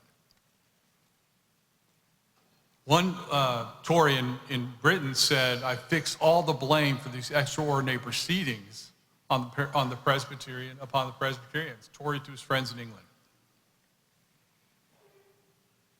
A British parliamentarian, Horace Walpole, said, there's no good crying about the matter. Cousin America has run off with a Presbyterian parson, John Witherspoon, and that is the end of it. Who are the founding fathers? Don't answer that. But when we think of founding fathers, we tend to think of men like Thomas Jefferson, Benjamin Franklin, John Adams, people like that. 100 years before the Revolution, pastors throughout the New England colonies had preached the political worldview that was eventually expressed in the Declaration of Independence by Jefferson.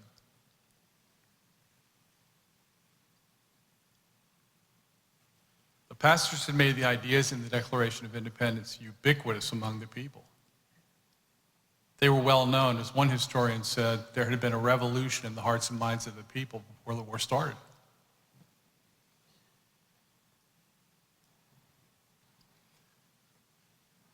Self-evident truths written into the Declaration of Independence by Thomas Jefferson in 1776 can be traced to the pulpits and pens of Puritans like John Wise, Reverend John Wise, the first minister of Chabaco Parish, Ipswich, Massachusetts, from 1683 to 1766.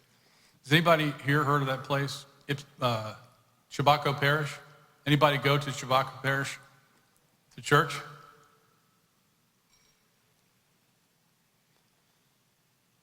He was the first minister of that parish until his death in 1766. Jonathan Mayhew, considered the most gifted preacher in all of New England, in 1750, he preached a discourse, and this was really the doctrine of the lesser magistrates in his sermon concerning unlimited submission and non-resistance to the higher powers. He condemned it. And it was submitting to arbitrary governance was considered a sin.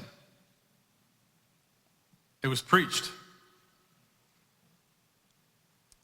In his sermon, Mayhew said that preaching in that sermon, he said it's making use of the means and the only means that God has put into their power for mutual and self-defense. And it would be highly criminal in them not to make use of this means.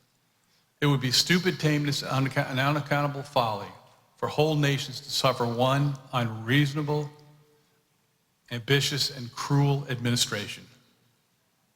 And in such a case, it would be more rational to suppose that those who did not resist would receive unto themselves damnation. Basically what Mayhew said, if you're willing to live under arbitrary governance, if you're willing to live under tyranny, that's a damnable offense.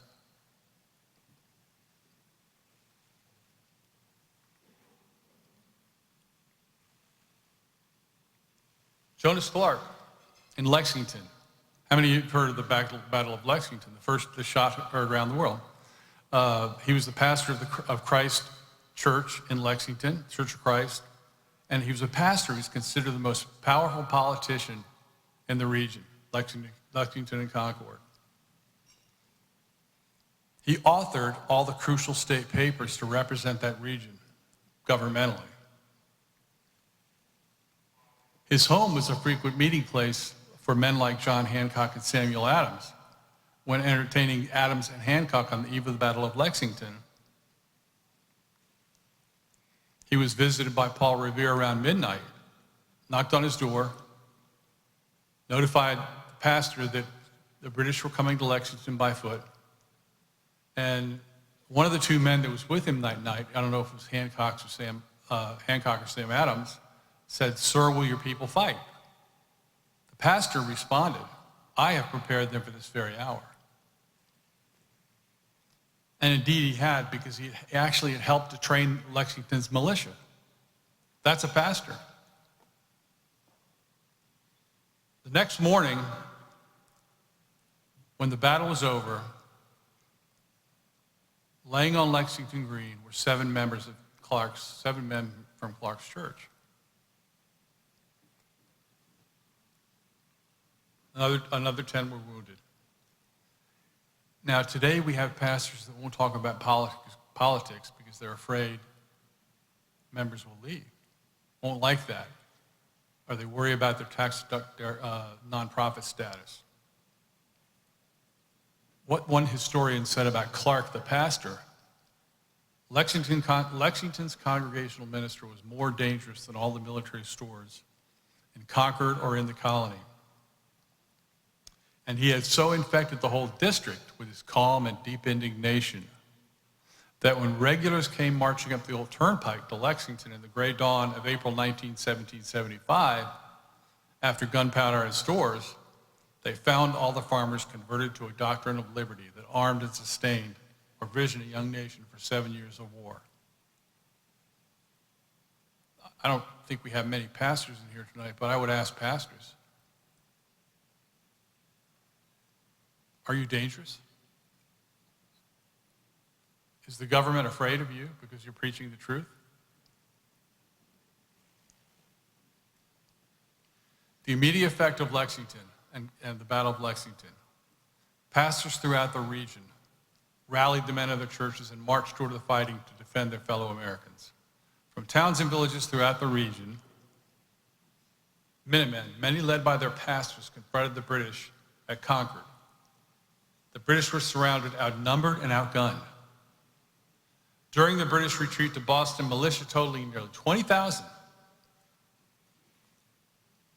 including pastors, engaged the British along the road, today known as Battle Road, firing from the cover of rock walls, fences, and trees, inflicting more than 320 casualties on the British to the Patriots 92.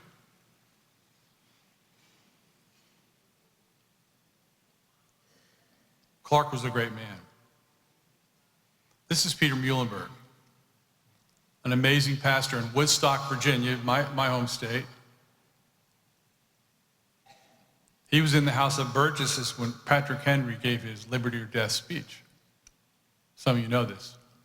When Henry was finished, he motioned that Virginia counties, all Virginia counties, be put into a state of defense, which would have insinuated raising militia in those counties.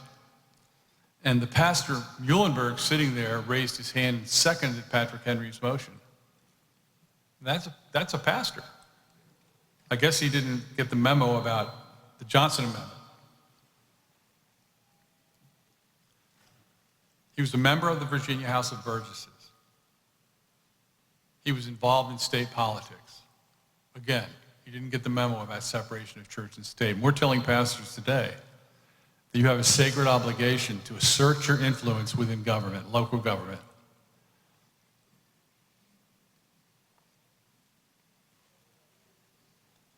At the end of the war, Peter Muhlenberg, as he was called, was breveted to Major General.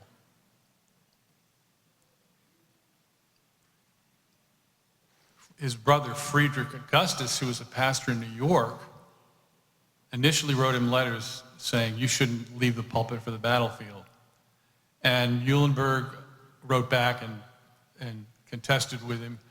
The exchange they had in letters came to be known as the Battle of the Quills.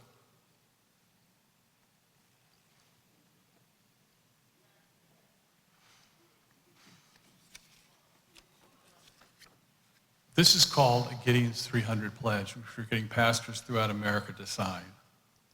Let me tell you a couple things that it says, and I'm going to be developing one of these for sheriffs.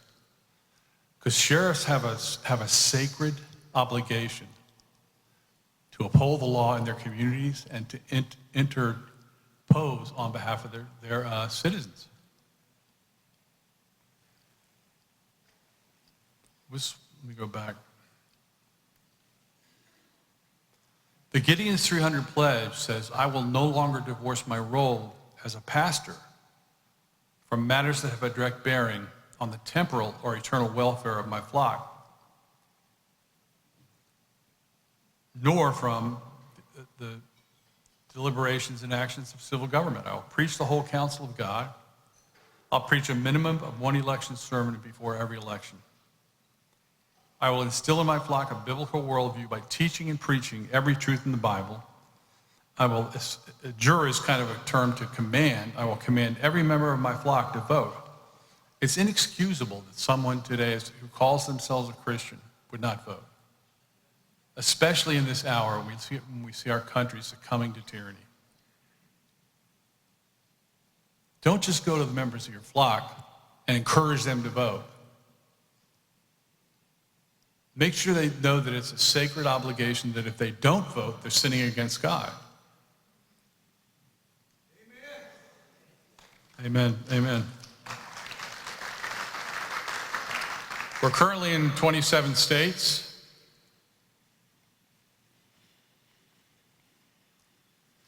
Let me just read a document that I wrote several years ago about some of the principles I've talked about today. In his Chronicle of Democracy in America, French diplomat and philosopher Alexis Tocqueville declared, religion gave birth to America. Self-evident truths written into the Declaration of Independence by Thomas Jefferson in 1776 can be traced to the pulpits and pens of Puritans like Reverend John Wise, the first minister of Chivacco Parish, Ipswich, Massachusetts. Here's what he wrote. The first human subject and original of civil power is the people. And when they are free, they may set up what species of government they please. The end of all good government is to cultivate humanity and promote the happiness of all and the good of every man in all his rights, his life, liberty, estate, honor, etc., without injury or abuse to any. Lawyer and statesman Robert Treat Paine, a signer of the Declaration of Independence, called Dr. Jonathan Mayhew the father of civil and religious liberty in America, in Massachusetts and America. 25 years before shots were fired in the American Revolution, On the 101st anniversary of Charles I's execution, the 29-year-old congregational minister of Boston's Old West Church preached a discourse concerning unlimited submission. We talked about that earlier. And non-resistance to the higher powers, in which the brazen young minister condemned submission to arbitrary authority. Printed soon afterward, Mayhew's discourse, which the elder John Adams later testified was seasoned with wit and satire, superior to any in Swift or Franklin, was read by everybody, celebrated by friends, and abused by enemies. 19th century historian J.W. Thornton proclaimed Mayhew's sermon, converted into tract form, acted as the morning gun of the revolution. It was a sermon. 100 years post-independence, on July 9, 1876, during the first centennial celebration in Philadelphia at Carpenter's Hall, a celebration that lasted 6 full months, the Reverend George B. Spalding preached a sermon on the Dover pulpit during the Revolutionary War, commemorating the distinguished service of Reverend Jeremy Belknap. And he wrote this: "The principles of our civil liberty and of our national independence, which 40 millions of people in these days are celebrating, did not find their first utterance in the Great Declaration. They did not spring to life in the debates of the Provincial Congress. They did not originate in the elaborate papers of Adams and Jefferson. They did not leap forth to their first light in the impassioned eloquence of James Otis or the vehement appeal of Patrick Henry. They had their birth in the election sermons, in the fast and thanksgiving discourses of the congregational ministers of New England." Dr. Christopher Pearl wrote this: "Presbyterian clergy played an important part in America's founding by providing their congregants with crucial political and religious ideas that served as the guiding sentiments of revolution.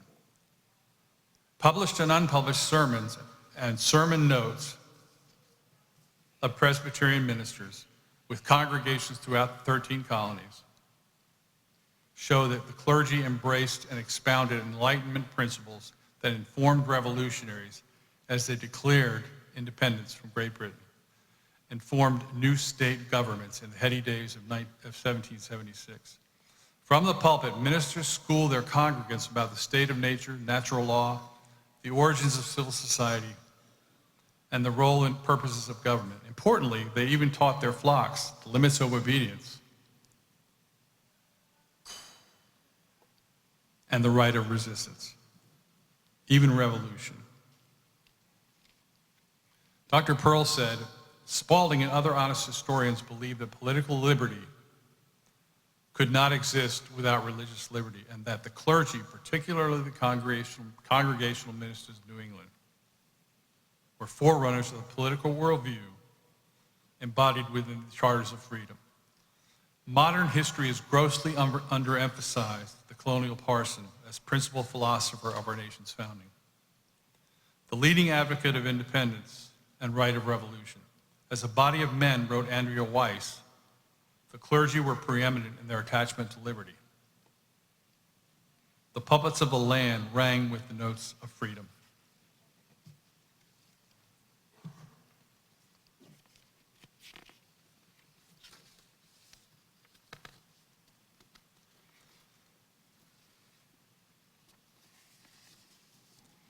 It was a passage of history that involved the concerted effort of military force evinced in the Revolution and the articulation of principles of free government.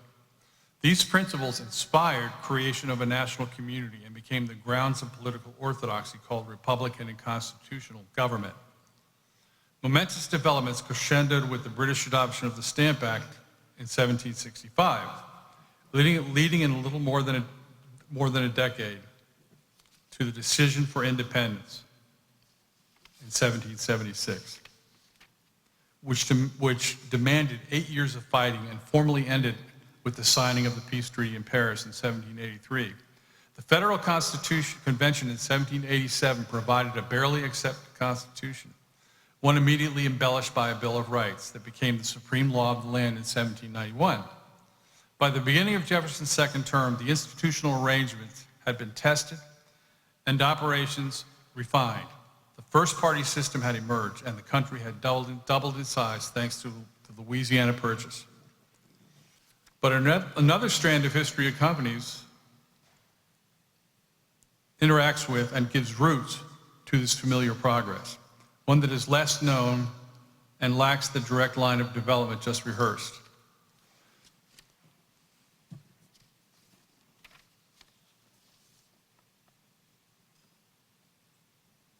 Revolution in the spiritual life of America began within a decade of the preaching of the first sermon of the celebrated Benjamin Coleman in Boston in 1770.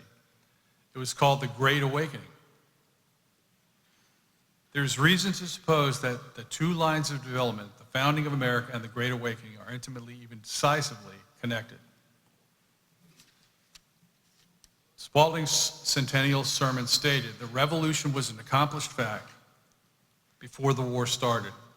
Before Adams or Hancock or Franklin or Jefferson had uttered their denunciations of British tyranny, even before the possibility of resistance to arbitrary power had been thought of by them, before they had even dreamed of independence and of a union of the colonies in a great nationality, these men, preachers, in the inspiration of a gospel which is that of liberty, had been laying bare the falsity of royal assumptions, expounding the principles of good government and of manhood in the state, and schooling legislators, judges, and the people to an understanding of those civil rights which are the offspring of religious freedom. And as events thickened in advance of all others, they were ever narrowing the issue between the colonies and the home government, concentrating more and more the aroused indignation of an oppressed people into the idea of resistance. And pointing out to the sagacious statesmen of the day the principles and method of a vital union and cooperation among the provinces. Who are these men who hold the background in the picture, whose very obscurity serves to make more prominent these others? They were the congregational ministers. Which is why I have said many times that the clergy were the founding fathers. They were the ideological founders of this nation. Which is the reason we're calling pastors today to play a leadership role in turning this country around. Amen.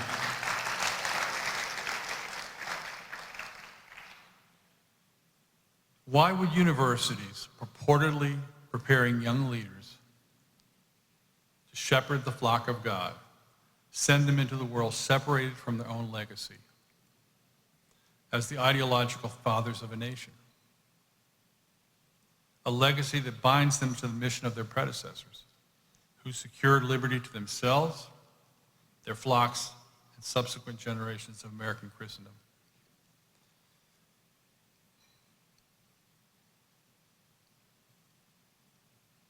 I invite you tonight or tomorrow, go out to our table, read the Gideon's 300 Pledge. And as I said, I'm going to be developing one of these for sheriffs.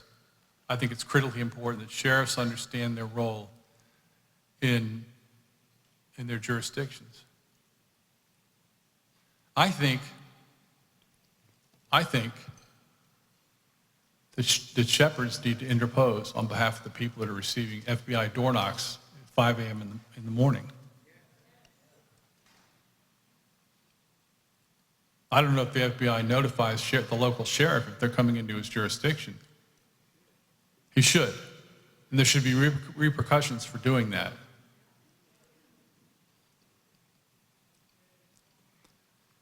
The book of Revelation, chapter 21, verse 8,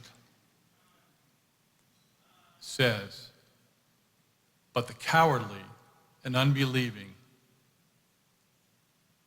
and abominable," lists a couple of other offenses, "and all liars will have their part in the lake that burns with fire and brimstone." The first thing in that verse is the cowardly.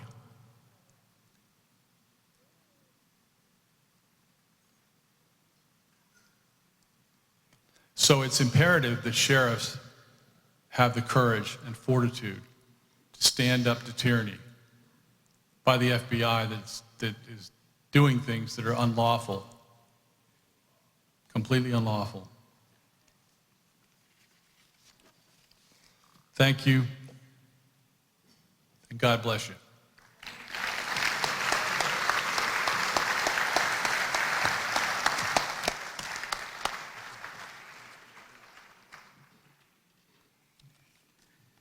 Okay, this has been a great night. I really appreciate the people who have been up here. Pastor Cook, amazing, absolutely amazing. Yeah.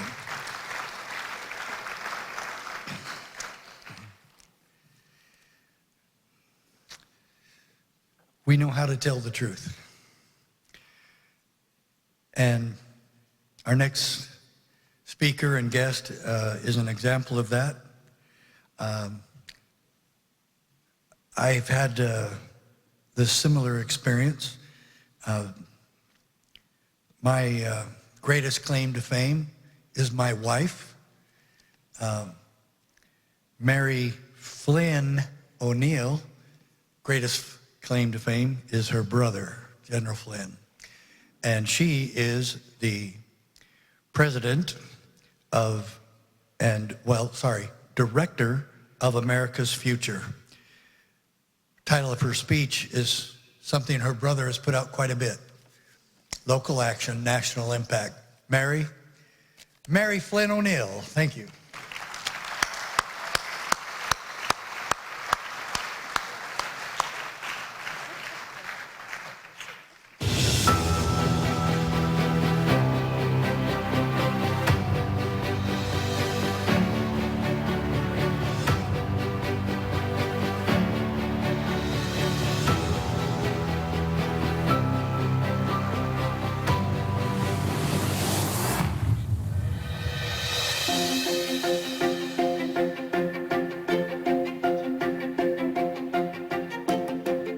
America's future, guided by God's grace, emboldened by truth, and energized by the love for faith, family, and freedom. America's future, a rich legacy of building an educated citizenry, defending individual rights, protecting our children, and the mighty vision that America will forever be one nation under God, indivisible, with liberty and justice for all.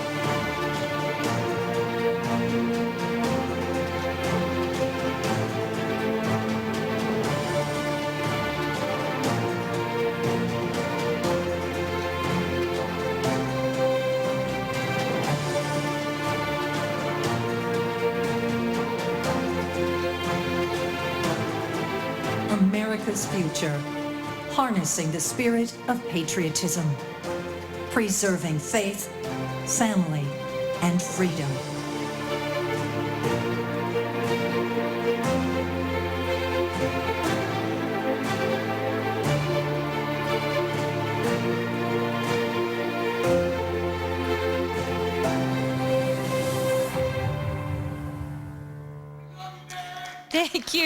Thank you very much. Thank you so much. I want to say I am really honored to be the only woman in this lineup. I feel I feel like the Flynn family, and I'm in the middle of 5 boys. And I have to say before I start that I was born between 2 generals, General Michael Flynn and General Charles Anthony Flynn, who we must keep in our prayers. He's in charge of the Pacific. And God has a sense of humor with a Flynn in charge of China in a Biden administration. Okay? Thank you for everything you guys have done for our country. And the sheriffs are seriously important in this country. And the law enforcement and the pastors. And it's my honor to be with you tonight to represent America's future, an American legacy organization whose mission perfectly aligns with our purpose here this weekend.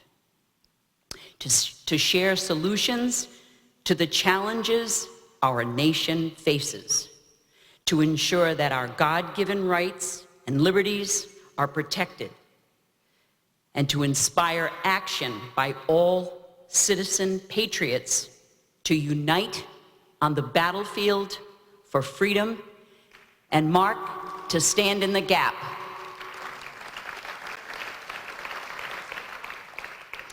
We often hear the phrase, "What a time to be alive," and it certainly is. But today, this era is not the first time that our nation has faced evil forces. When America's future was established in 1946, the foe was the rising threat of communism. World War II had just ended, and the Cold War was on the horizon. The founders of America's future were giants in their professions. Military, entrepreneurs of industry, and publishing leaders, all trailblazers who championed individual rights, self-reliance, free enterprise, and patriotism. They had the grit and determination to expose the threat of communism as it reared its ugly head in the United States after the war. At that time, there was already over 1,000 organized communist groups active in the United States. Conservatism, we didn't know what that was. These titans of their time stood firmly on the side of freedom, the U.S. Constitution, and the rights of the individual to choose their own destiny. Together, they resolved to use their fortunes and resources to inform and educate American citizens what lay ahead if America ever succumbed to an external enemy that sought to destroy the spirit of free-born citizens, Americans. They began building on what we know today as local action to get their message out. At that time, they had no internet or social media, only paper and radio. And certainly, they never imagined 5GW, fifth generation warfare. Being used today as a war on narratives, information, it is the most insidious type of warfare there is. It is difficult to identify the enemies that work to destroy our way of life America, Americans' way of life.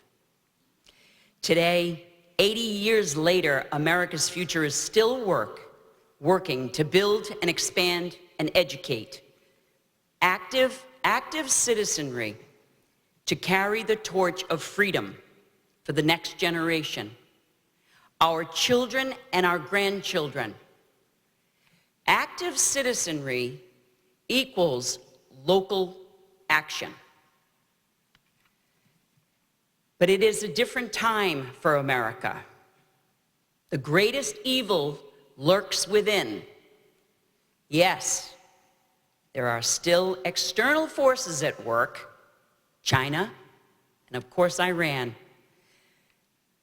to name only 2 countries that would like nothing more than America to fall. And of course, globalists, those who believe that American exceptionalism is a myth.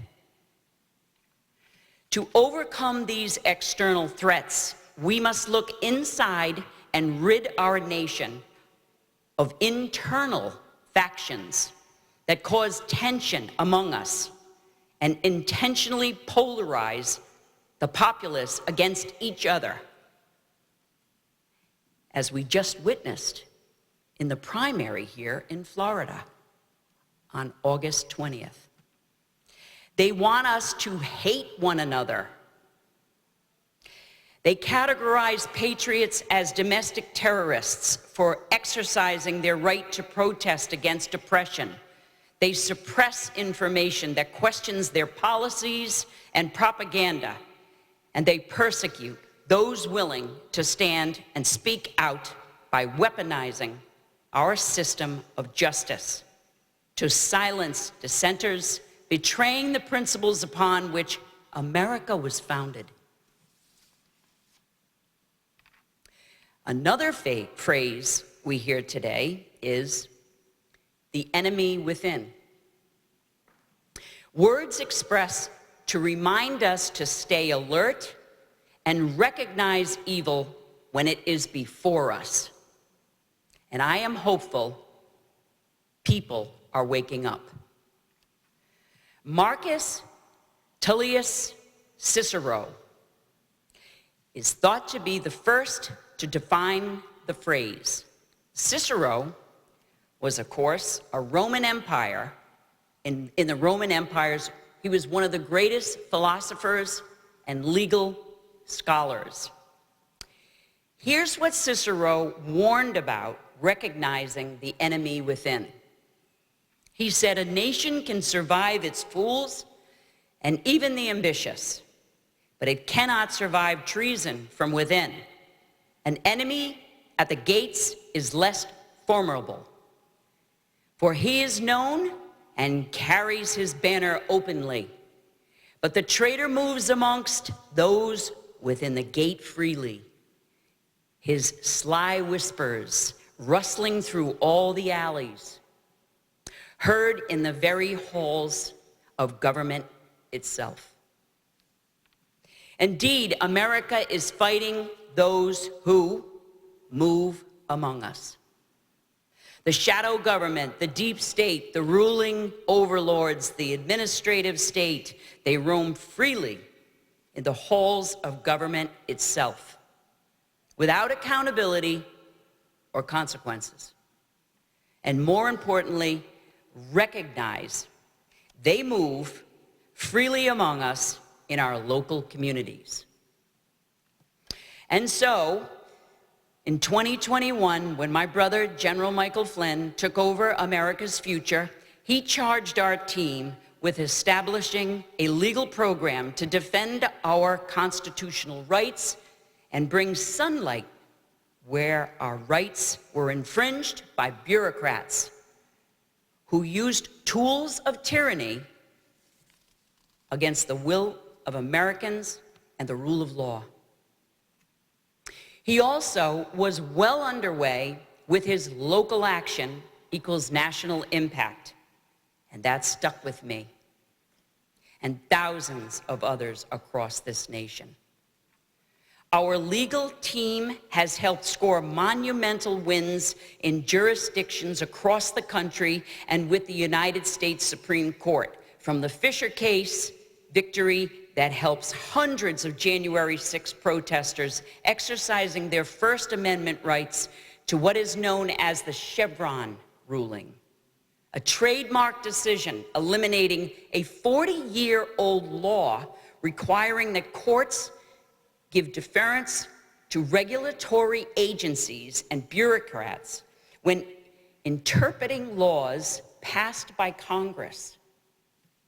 These victories and others, such as the OSHA case that freed employees from COVID-19 mandates, and the 303 creative decision that protects citizens from being forced to do something against their religious beliefs, are wins for millions of Americans and preserve our rights and the Constitution. America's future will continue its work to secure the freedom bestowed upon all Americans by God's blessing, life, liberty, and the pursuit of happiness. We will continue to bring facts and truth to our fellow citizens in the courts of law with our amicus briefs, to preserve faith, family, and freedom, for it is the foundational pillars of the rule of law and the idea of enforcing these just laws, which is the primary responsibility of government, to protect its citizens and maintain order. You can find that in 1 Timothy 2, 1-2, or 1 Peter 2, 13-14. We will never quit the fight, whether on a grand scale by helping score legal victories that affect millions of Americans, or at a grassroots level with our educational programs, our books, our publications, and digital resources and libraries that reach deep into American homes. When we, the people, fight in the trenches of our communities for our families and our friends, the nation will hear the roar of your voices. The power people hold to make change will only come from local action. That's it. We see anti-biblical or secular government actors abusing their authority and taking advantage of Americans, citizens, all the time, forcing compliance and pushing fear in the blood of our people. We must continue to fight against ungodly laws and ungodly leaders. This must start in our local communities. Whether it be peaceful demonstrations, ballot initiatives, or public exposure, which I happen to love. And yes, at times, disobedience, when our conscience says, we can't go along with this anymore. It's an offense to God. It's offensive to our Lord. Local action does, believe me, have a national impact. Local action does have a national impact. That is our vital message that we establish. And we establish this with our Project Defend and Protect Our Children, Get in the Fight community-centered campaign to help end child exploitation and child trafficking in America. To me, children are the most important, precious gift from our Lord. And we will only survive if we protect our children. It was Frederick Douglass who said, if you can corrupt a child, you can corrupt a nation. Since this project launched in December 2022 and the kickoff of Get in the Fight campaigns right here in Florida 1 year ago, thousands of Americans are now armed with the knowledge and tools to mobilize their local communities to combat despicable crimes against children.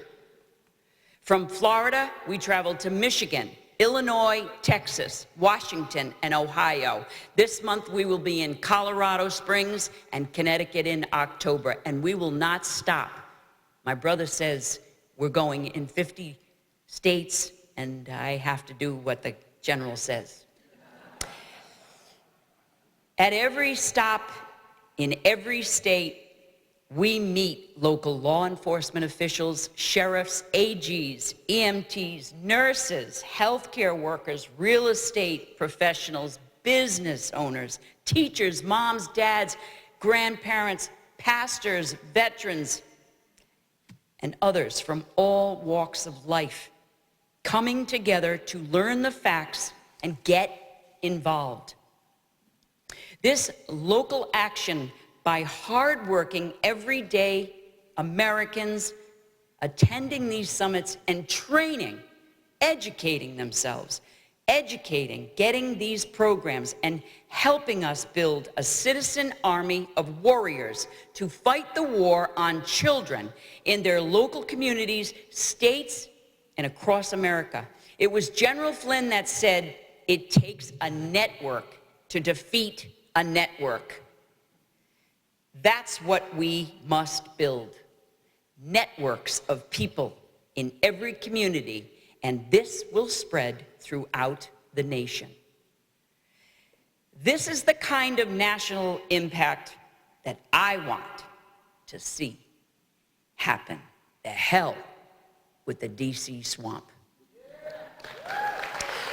Our project has also given whistleblowers a platform to raise their voices about dysfunctional government agencies like the Department of Health and Human Services that act as a vehicle for child sex trafficking and slave labor of migrant children from the southern border.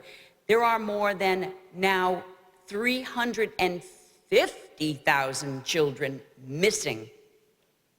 Not 85,000.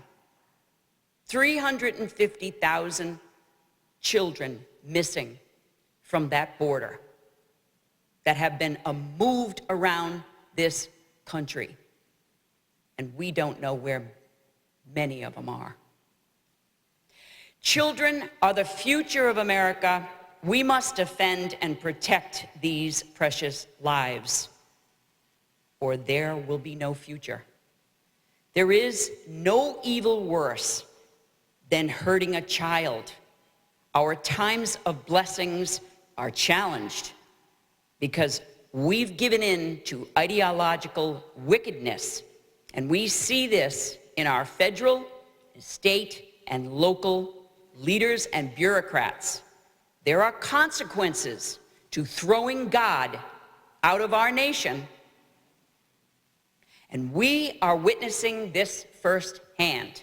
Stand up against unjust evil. Stop letting the enemy win by making us think that we must be compassionate to their evil narrative they push. It is in Deuteronomy 28:15-68 that states, when a nation turns its back on God, they will begin to experience more and more curses. We must bring back our Christian principles to the public square of our local communities. Walk in obedience as God's chosen people and be proud of what He has done for us. Let's do it to not bring attention to us, for recognition for us, ourselves, but do it for the Almighty God that we serve. America's future has been on the battlefield and stood the test of time to ensure that the vision of our founding fathers, that America will always be the greatest nation the world has ever known, the shining city on the hill, and that the torch of freedom is brightly lit as it passes to the next generation, our children and our grandchildren. We were created by God to show other nations and lead other nations to the same freedoms we love as Americans. The world is watching us and thirsting for what we have in this country. We must not let God down, and we must be leaders in our communities, our local communities, to make this happen. Thank you for allowing me the privilege to be a part of this important conference. And right now, I want to have you have a little message from General Flynn. Get involved in your communities. The phrase that I like to use today is local action has a national impact. Local action has a national impact. How much work are you willing to do in order to help this country survive? Because the one fact that I know, and this is a fact that is a fact of life, and it's a fact for this nation, it's a fact for all of us. The fact that I know is that nation states rise and fall. So for the American dream, the American system of government, this beautiful experiment in democracy, this constitutional republic, every single citizen of this country that loves this country, believes in this country, has got to decide what am I going to do to maximize my potential as an individual to help my country, to help my community, to help my family. In order for us to have the liberties that we have, in order for us to have the order that we need or the order that we want as Americans, we have to get much more involved in our communities. And back to my phrase again, local action has a national impact. So get involved, citizens that are watching this, get involved and get your friends, family involved. And never forget that this country was founded upon faith. It was founded upon faith. It's not just faith in God, it's faith in each other. And it's faith that we are going to continue to be a good, decent country that is that beacon of hope, that shining city on the hill, or what I like to say is that true North Star that the rest of the world can continue to be guided by, so they can discover those around the world that are still seeking freedom. They can still find that star in the middle of the night and be guided towards that dream that they want to achieve hope and to achieve freedom. So God bless you all. God bless America. And thanks for all that you're doing out there. I just want to say one more thing before I finish. Our family, and right now I'm going to represent the Flynns. There's 9 of us. There's 5 boys and 4 girls. And I just want to let you all know that the persecution that was placed upon my brother was placed upon the rest of our family as well. So in our family, the rule was always be with each other, no matter what. And always fall back on your faith when things get rough. And that happened when my brother decided to work with Donald Trump. Of course, I was very happy that he went with Donald Trump. Being the only Republican in the family, the rest of them were Democrats, but they found their way. But anyways, I just want to say that that persecution has made us strong. God has given us a whole new mission. And we were brought up as patriots. My father was a master sergeant in the Army for 20 years. I was born in Germany. I was the 7th kid. And we were all, stationed. He was stationed there somewhere in the country and so forth. But we were brought up, loving our country, and we had good parents. And that's important to bring back to the communities and to make sure that young families know that it's okay to have children and to stay together and to be committed and to love God, faith, and family. And I just want you to know that that persecution made us all stronger. Because I always get this kind of question, how do you guys do it? You know, you're a great family, and we came from nothing. We just came up together loving each other and loving God. And I just want you to know that our family will continue and always fight right alongside all of you. We will never, ever give up on this country and give up on you. So we're here to stay right alongside you guys. Thank you very much, and God bless you.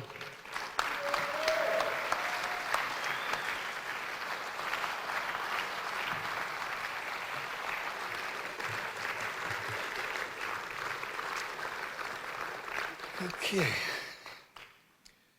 I think we've really been blessed by being here tonight, and sorry that we didn't ever do a break, but take advantage of that whenever you need to. But we want to just keep going. This next sheriff, this next patriot, the most important thing about him is he's my cousin. True story. I think he's second cousin once removed. His mother is my cousin, my second cousin. So whatever that is. I never knew what once removed means, but anyway.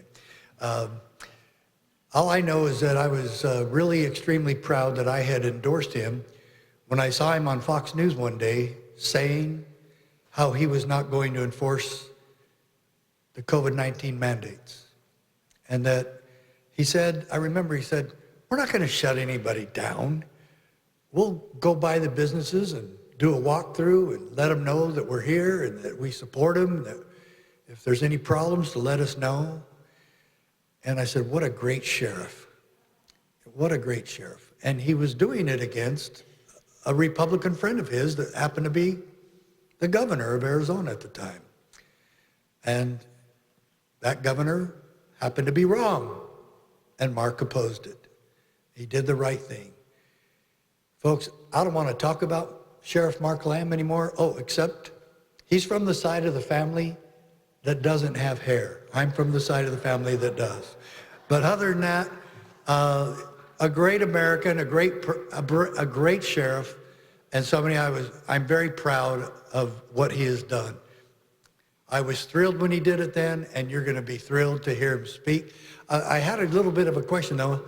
I didn't do the program. He's our keynote speaker, but he only gets 15 minutes. So I don't know how that worked, but he's a great speaker. We're grateful to have him. Sheriff Mark Lamb.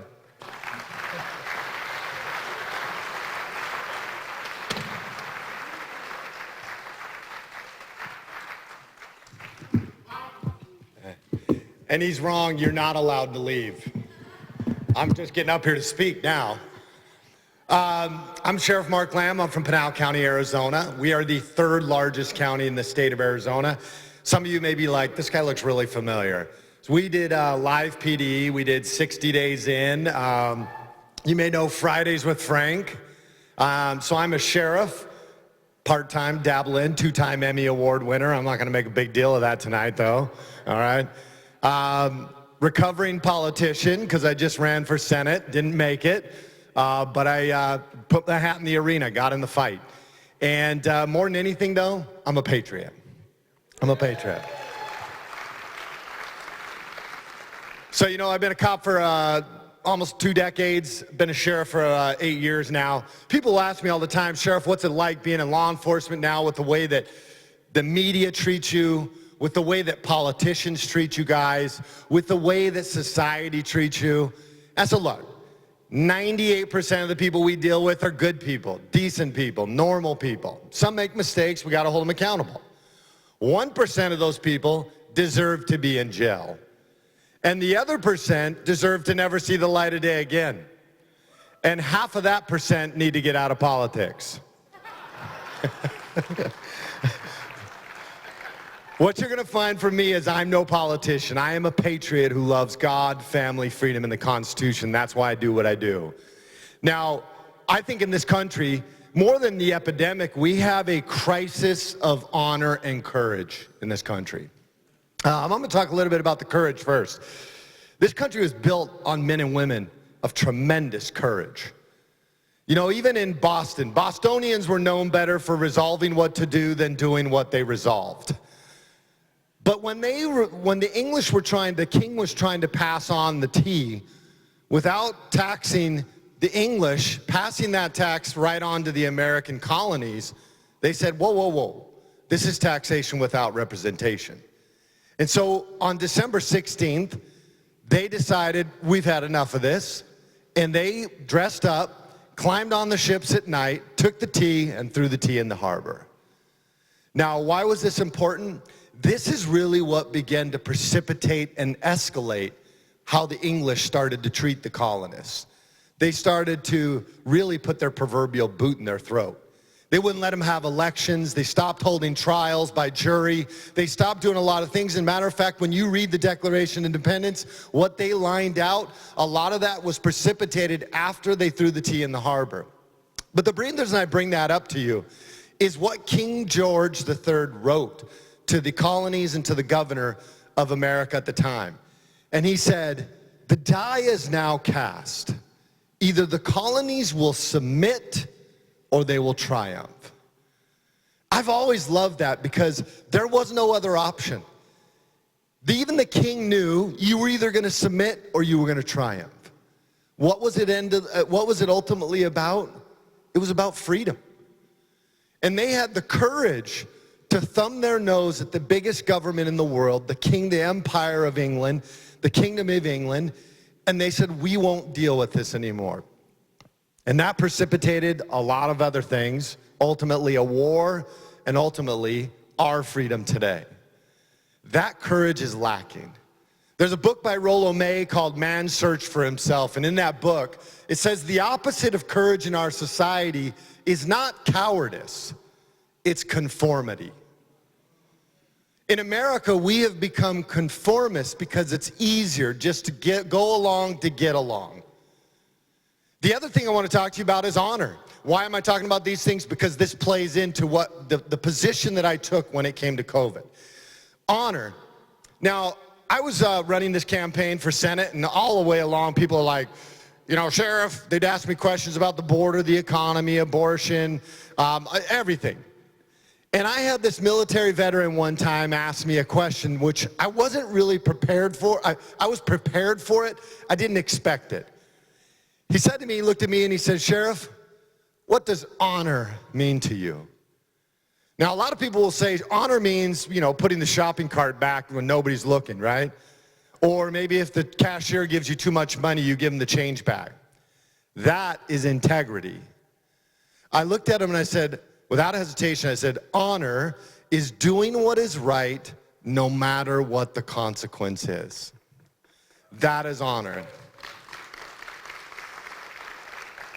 So as we started getting into 2020, I was going back to New York every week. I was flying into New York on Wednesdays. We would do live PD, and then I would fly home on Thursday evening usually. And as we started seeing this COVID stuff popping up, one day I came back and I could see that it was escalating. It was escalating. They were instilling more and more fear into the people. And I came back, and I got to make sure that I don't get the hook from Rick here. I came back to my office, and you'll have to excuse because I'm not a cursor to tell you how important I thought this was. I came back to my chiefs and I looked at them. I said, they're going to try to shut this down. This is bullshit. And a few weeks before that, I was out with a guy, and we were doing radio shows. We were talking about sheriff stuff, and I would come on like his sports show, and he would always message me. And one day he asked me, this is like a month before this, he said, Sheriff, if COVID happens, when do you lock things down? I said, never. I said, this is America. We don't do that. I'm free. Look, if I want to go out in the middle of COVID, that's my prerogative as an American. If I want to go out, if there's fire-breathing dragons that are circling around and breathing fire on everybody that walks outside, that's my prerogative to go outside. Trust me, I live in Arizona. You can survive it. You can survive it. That's what freedom is. We don't just give it up. There are consequences with it. I love what Thomas Jefferson said. He said, I prefer dangerous liberty to peaceful slavery. And ultimately, what we were dealing with was a challenge of our freedom. It wasn't a pandemic. They wanted to see how much of your freedom you would give up. I understood what my responsibility was as a sheriff. I've often been, when you hear me talk, people will say, well, Sheriff, I can't believe you talk like that. You're the government. I said, hold on. I'm not the government. I am your county sheriff. My job is to protect you from the bad guys and from government overreach. That's what my job is. And so as these guys started coming, they said, hey, we're going to shut things down. The governor finally says, Republican governor says, hey, we're going to shut things down. Now the media calls me, knowing they're probably going to get a pretty truthful answer. They call me and they say, hey, what do you think about the lockdowns? I said, oh, no, we're not doing that in Pinal County. And it went wildfire. But it wasn't a big deal to me, because people would say, Sheriff, was that hard? And I said, no, it wasn't hard. You know why? Because the line was so distinct in the sand of what was right and what was wrong, what was good, what was evil, what was freedom, what was slavery. All of that was very distinct for me. It wasn't challenging because I knew what was right. The question was, did I have the courage to do it? And did I have the honor to do what was right regardless of the consequence? I'm going to tell you the consequence wasn't easy.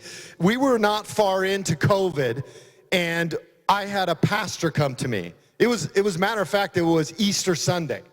And he comes to me and he says, Sheriff, our patrons are really struggling. They're struggling emotionally, psychologically. They need to go to church. We need to do an Easter service. And I said, let's do it.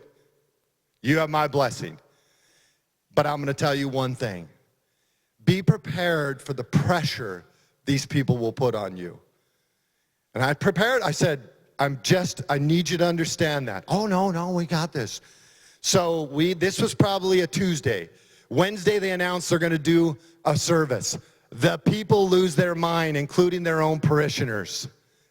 Remember, COVID, everybody, you didn't know. You could sit next to your family was fighting against family, church members against church members, friends against friends. It divided the country purposefully. So he comes back, and I can tell he's just getting hammered. And the media jumps in.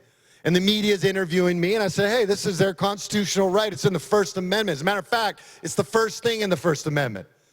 So they have the right to do it. They know what the precautions are. They have the right to do it. We got to Saturday. I was scheduled to do an interview. I get on the Zoom to do the interview. 2 minutes before we're getting ready to do the interview, and it's a live interview, they said, hey, Sheriff, what do you think about the pastor canceling the service? I said, well, this is my real reaction because I didn't know. And so I do the interview and express my disappointment. I called the pastor after. I said, why did you not do this? And he said, Sheriff, we underestimated the pressure. You told us, we underestimated it. And I said, it didn't matter. The only guy that mattered was with you, me and God. But God, we're both with you. Until the churches take this back, we will never take back our country. The churches need to take this back. So we made a stand against it. Then when they tried to push the mask mandates, I'm going to be doing a little thing tomorrow. I'll tell a lot more about it tomorrow because you want to hear about me going to the White House and finding I had COVID and how they took me out the back like a two-bit whore after that. I mean, you're going to want to know that part. I'll get into all that tomorrow. So there's a lot more to this story and just what come along with it. But ultimately, what we were fighting for was the freedom of our citizens in our county. We stood against the mask mandates, we stood against the vaccine mandates, and we stood against it all. I'm a lover of this history of this country. And the honor and the sacrifice that it took to build this country is something that I think we oftentimes forget and we overlook. And when people were saying can't be easy to stand against everybody when you're dealing with COVID COVID pressure. And I just always would refer back to the stories of people like Abraham Clark. I don't know if you know who Abraham Clark was. Abraham Clark was one of the more normal founding fathers. He didn't wear the wigs. He didn't wear the ruffles.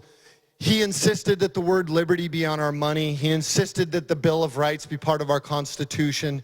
He was from New Jersey, lawyer, signs the Declaration of Independence. He had 10 children. After they signed the Declaration of Independence, of course, things go off the rails. The English capture 2 of his sons, and they begin to torture his sons. One of his sons, the only food he would get was the food that they could push through the keyhole of the door. Unbeknownst to the other founding fathers, at one point, the English came to Abraham Clark and looked at him and said, if you will recant your signature on the Declaration of Independence, we will give you safe passage to the Tories and we will return your 2 sons. Any father or parent in here knows the dilemma of whether you would take your children or what was at that time only a hope and an idea of freedom. Without hesitation, Abraham Clark said, I will not recant my signature on the Declaration of Independence. Ultimately, and that's the type of honor that built this country, a man who put his signature on a piece of paper, that gave his honor, and no matter what the consequence was, he was there for it. He was down for the cause. That's the type of honor that we need now. That's the type of sheriffs and elected officials. I always say, because people ask me, are you a constitutional sheriff? I said, yes, I am. And why are you asking me that when you should be asking all these other elected officials who swore the same oath as I did to protect and defend the Constitution of the United States against all 4 enemies, foreign and domestic? Why not ask them that? 2 minutes. So 20 more? Come on, Rick. 2 minutes. We live in a country where every day, this is a battle of freedom. This is a battle of good and evil. We're in the battle for our lives. This is the Alamo of freedom. COVID was merely a warm-up for what they want to do to your freedoms. And unless we as a people recognize what is happening and take a stand and have the courage and the honor to do it,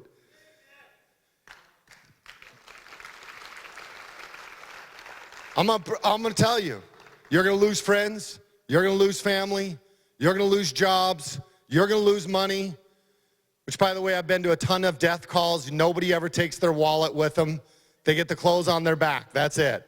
So let me just take that suspense off the table. So whatever money you have, it doesn't go with you anyway. This is the time.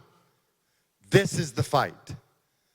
If we don't stand together as people, and I'll talk about it tomorrow, 2 Timothy 1:7.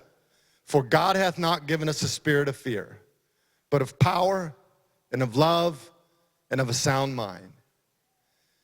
I'll talk about the power and the love tomorrow, but I'll finish off with this quote, because this quote was from Thomas Paine. No, this quote is from James Allen in the book, As a Man Thinketh. If you haven't read it, I highly recommend you put it on your monthly reading list. It's a short book, so even the men can read it in here.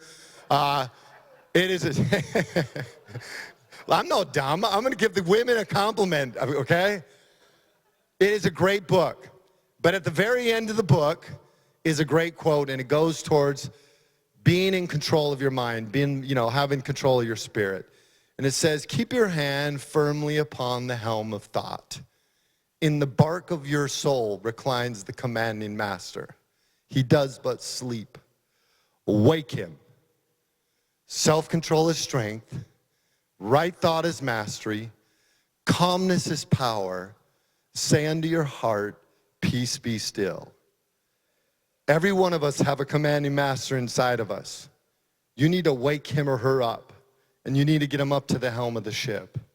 And it will be only with honor and courage, with an undeviating path towards freedom and God, that we will restore and retain this country that so many great patriots sacrificed their lives and their fortunes and their honor that we could be free. God bless all of you here. God bless all of the sheriffs, elected officials, and law enforcement. And God bless America. We're going to take a picture. You got 30 seconds to take this picture. 30 seconds, Don. 30 seconds, and then we're separating.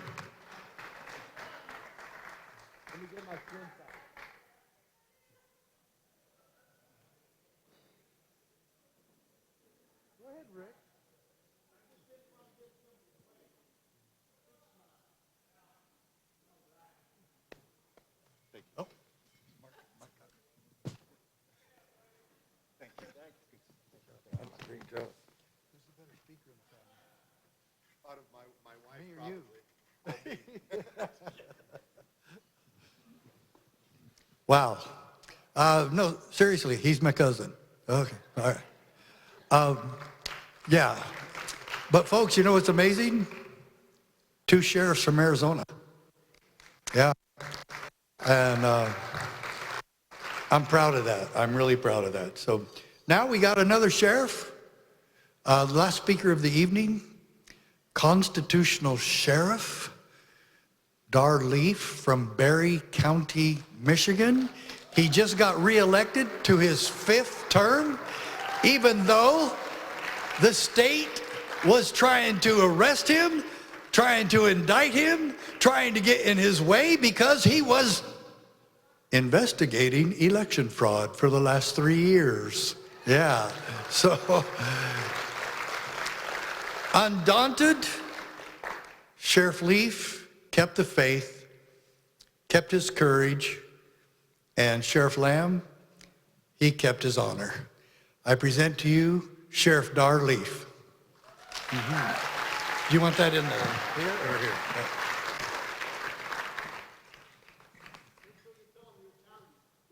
Oh, all right. Berry County, Michigan. Everybody hold up their hands. Map of Michigan, right about there. Okay? Sorry, all you Yoopers out there. I had a microphone in my hand, so I can do the UP. So, I actually thought it was in Michigan here when we first started this. That national anthem, she gave me goosebumps, and I thought it was a little cold in here. And oh no, it's her singing. So, what a powerful national anthem. I think that's number 3 on my list. Whitney Houston, her, and Madison Rising. You guys ever hear that one? Madison Rising? Yeah, very powerful one. And what got me going here with the Constitutional Sheriff and Peace Officers Association was 2 phone calls. The first phone call, they called me up, and I don't even remember who it was. And he said, hey, we want you to come out to Vegas and attend this conference. And it's through the Constitutional Sheriff and Peace Officers Association. I have no idea who you guys are. Well, we'd like you to come on out and hear what we have to say. I'm sitting there going, all right, I've already stirred up a little bit of the nest in Lansing a little bit. Who are you really?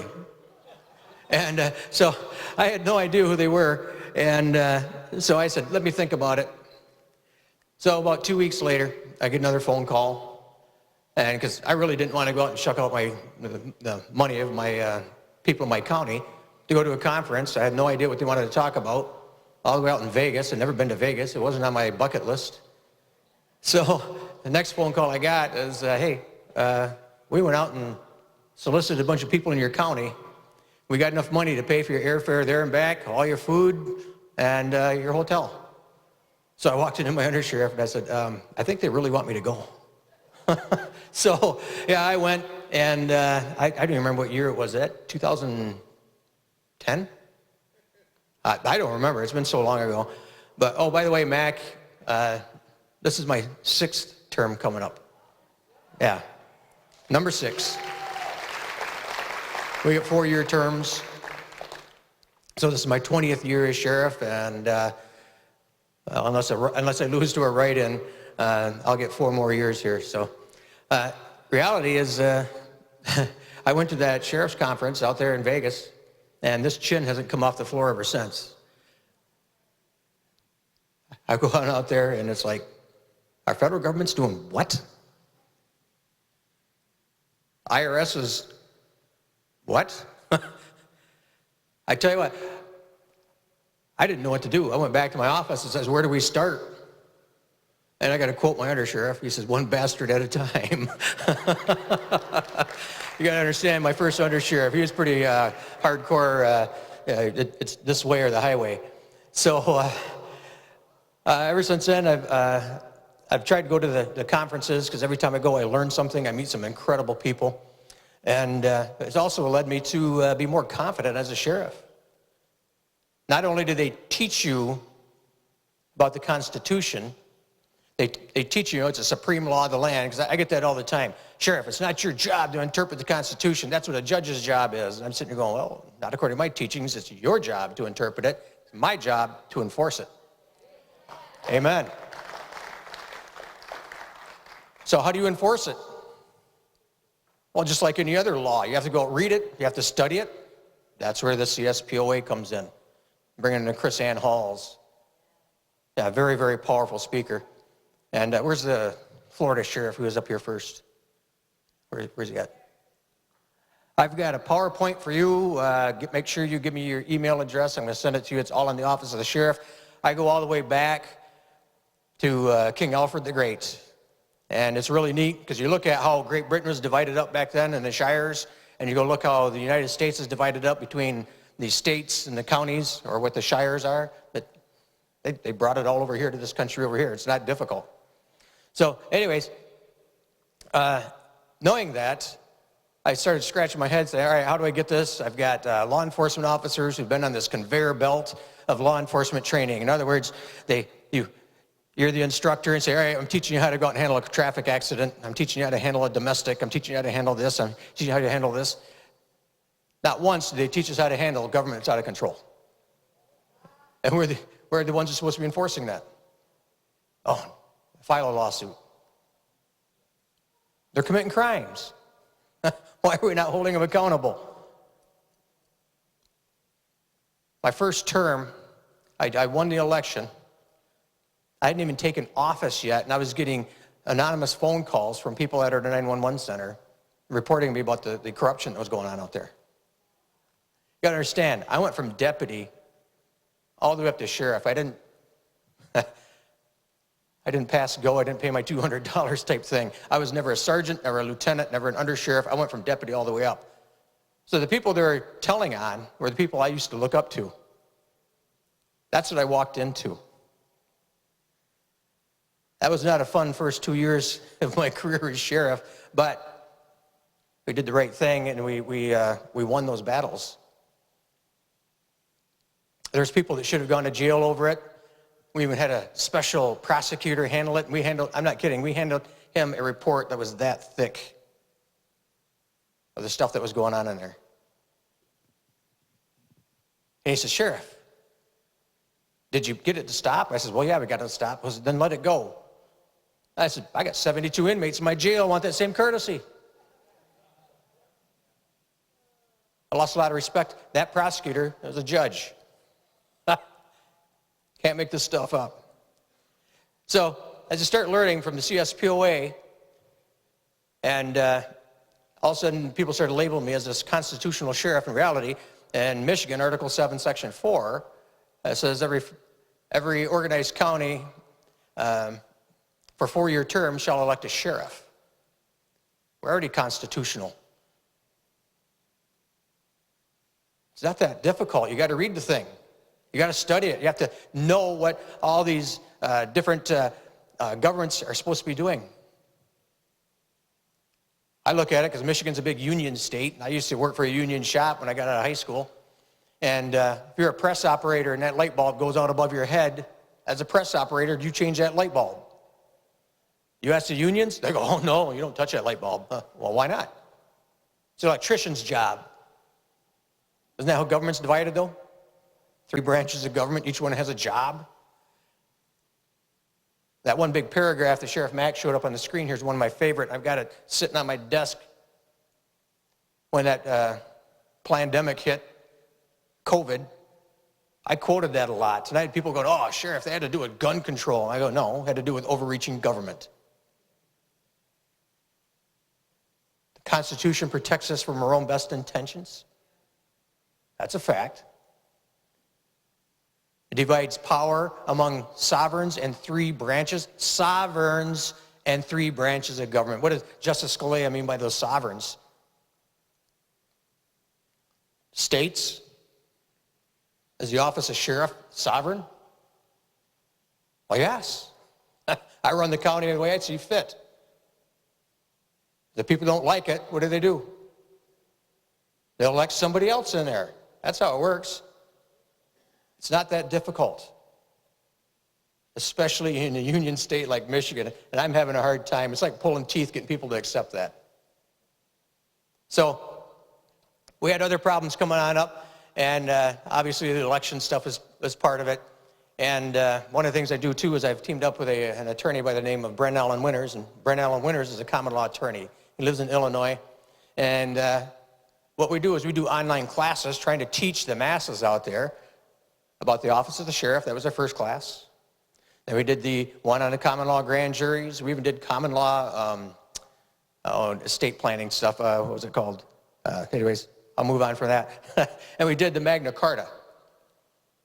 We're breaking down the Magna Carta because it's all written in the common law. We're trying to make it so you can understand it.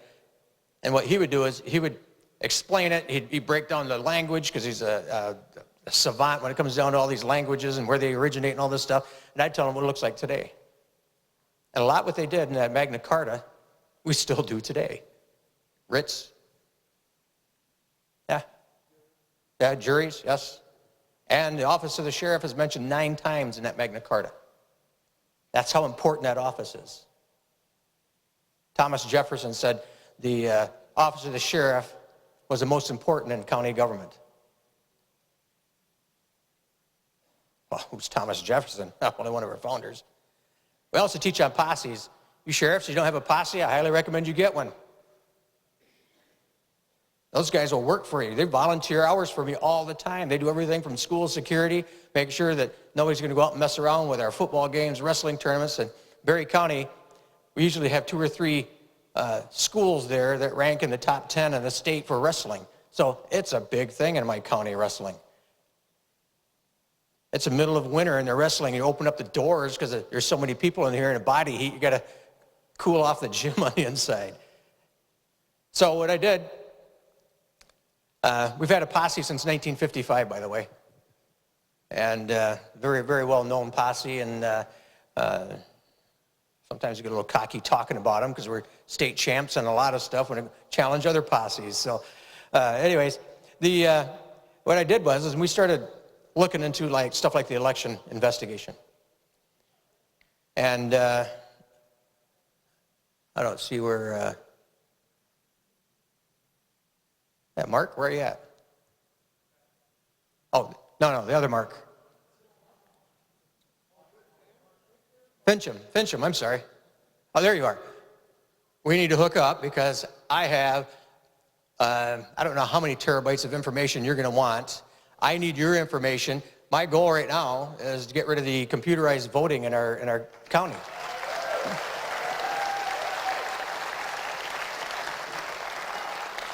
We started these investigations probably 3.5 years ago, but you got to understand it's been on and off because of staffing. People just don't want to do the law enforcement jobs anymore. Keep getting sand kicked in their face. So you run out of staff, so what do? You're the sheriff. You teach this stuff. So I started my own little posse. I call it my election investigation posse. That's all. I've got 2 cybersecurity experts. I got a clerk right now working on this stuff. I've got over 60,000 pages of emails between a certain company and amongst the employees and that same company and foreign countries that don't like us. This is ridiculous. It's insane. When my attorney first contacted me about this, I started reading these things. I said, where did these come from?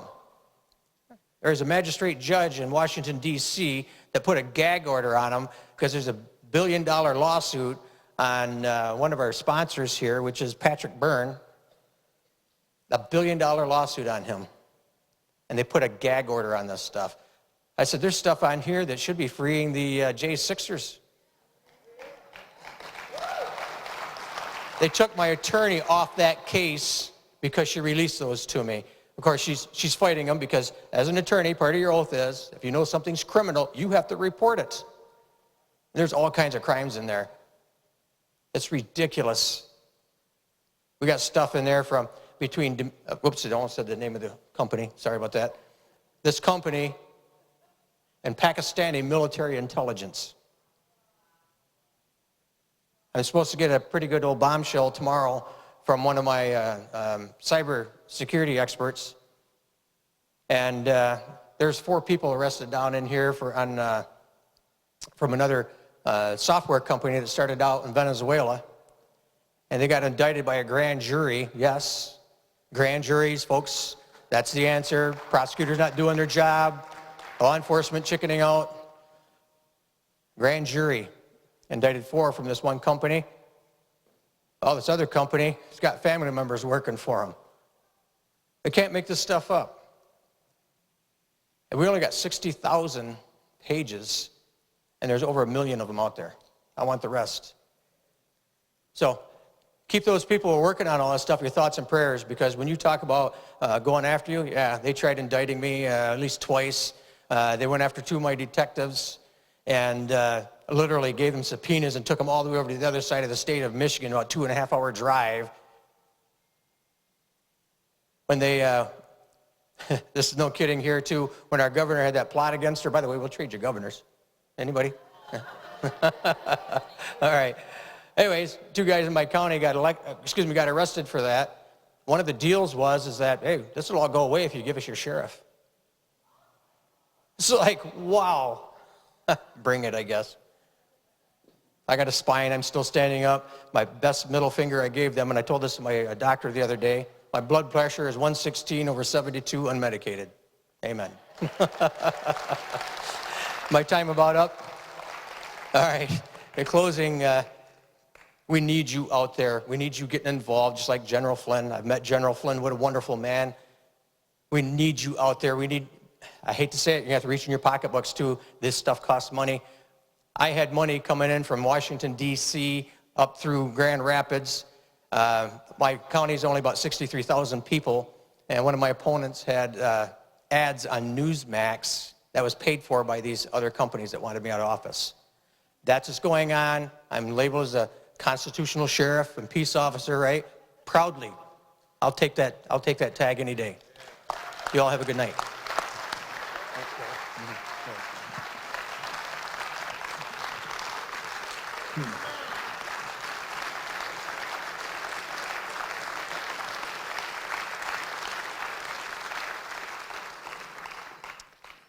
Some of these speakers made it worthwhile to be here, didn't they? Man of honor. Sheriff Lamb, Sheriff Leaf. Where'd Sheriff Songer go? Oh, there he is, hiding behind his wife. Smart. Thank you. Get to know Sheriff Bob Songer from Klickitat County, Washington. I think he gets the Medal of Honor for coming the farthest. Yeah. Thank you, Sheriff.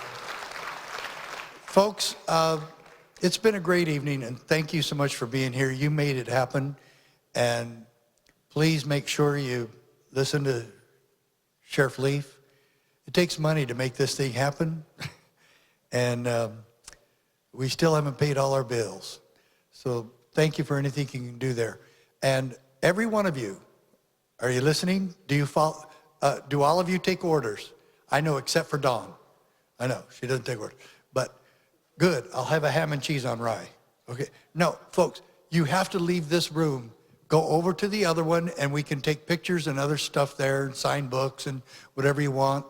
But this room has to be vacated because they have some technical things they have to do to make sure that we're ready for Sheriff Hamilton, who's coming in over live feed. because he wasn't able to get here, but he wants to be here, so he's going to come in and be with his pastor, and you won't want to miss that. But so right now, thank you so much for a wonderful evening, but now everybody walk that way. Don't stop and talk. Don't stop and pat each other on the back. Go to the other room, and then you can do all of that over there. Thank you so very much. Yo, we're pretty close to time, huh?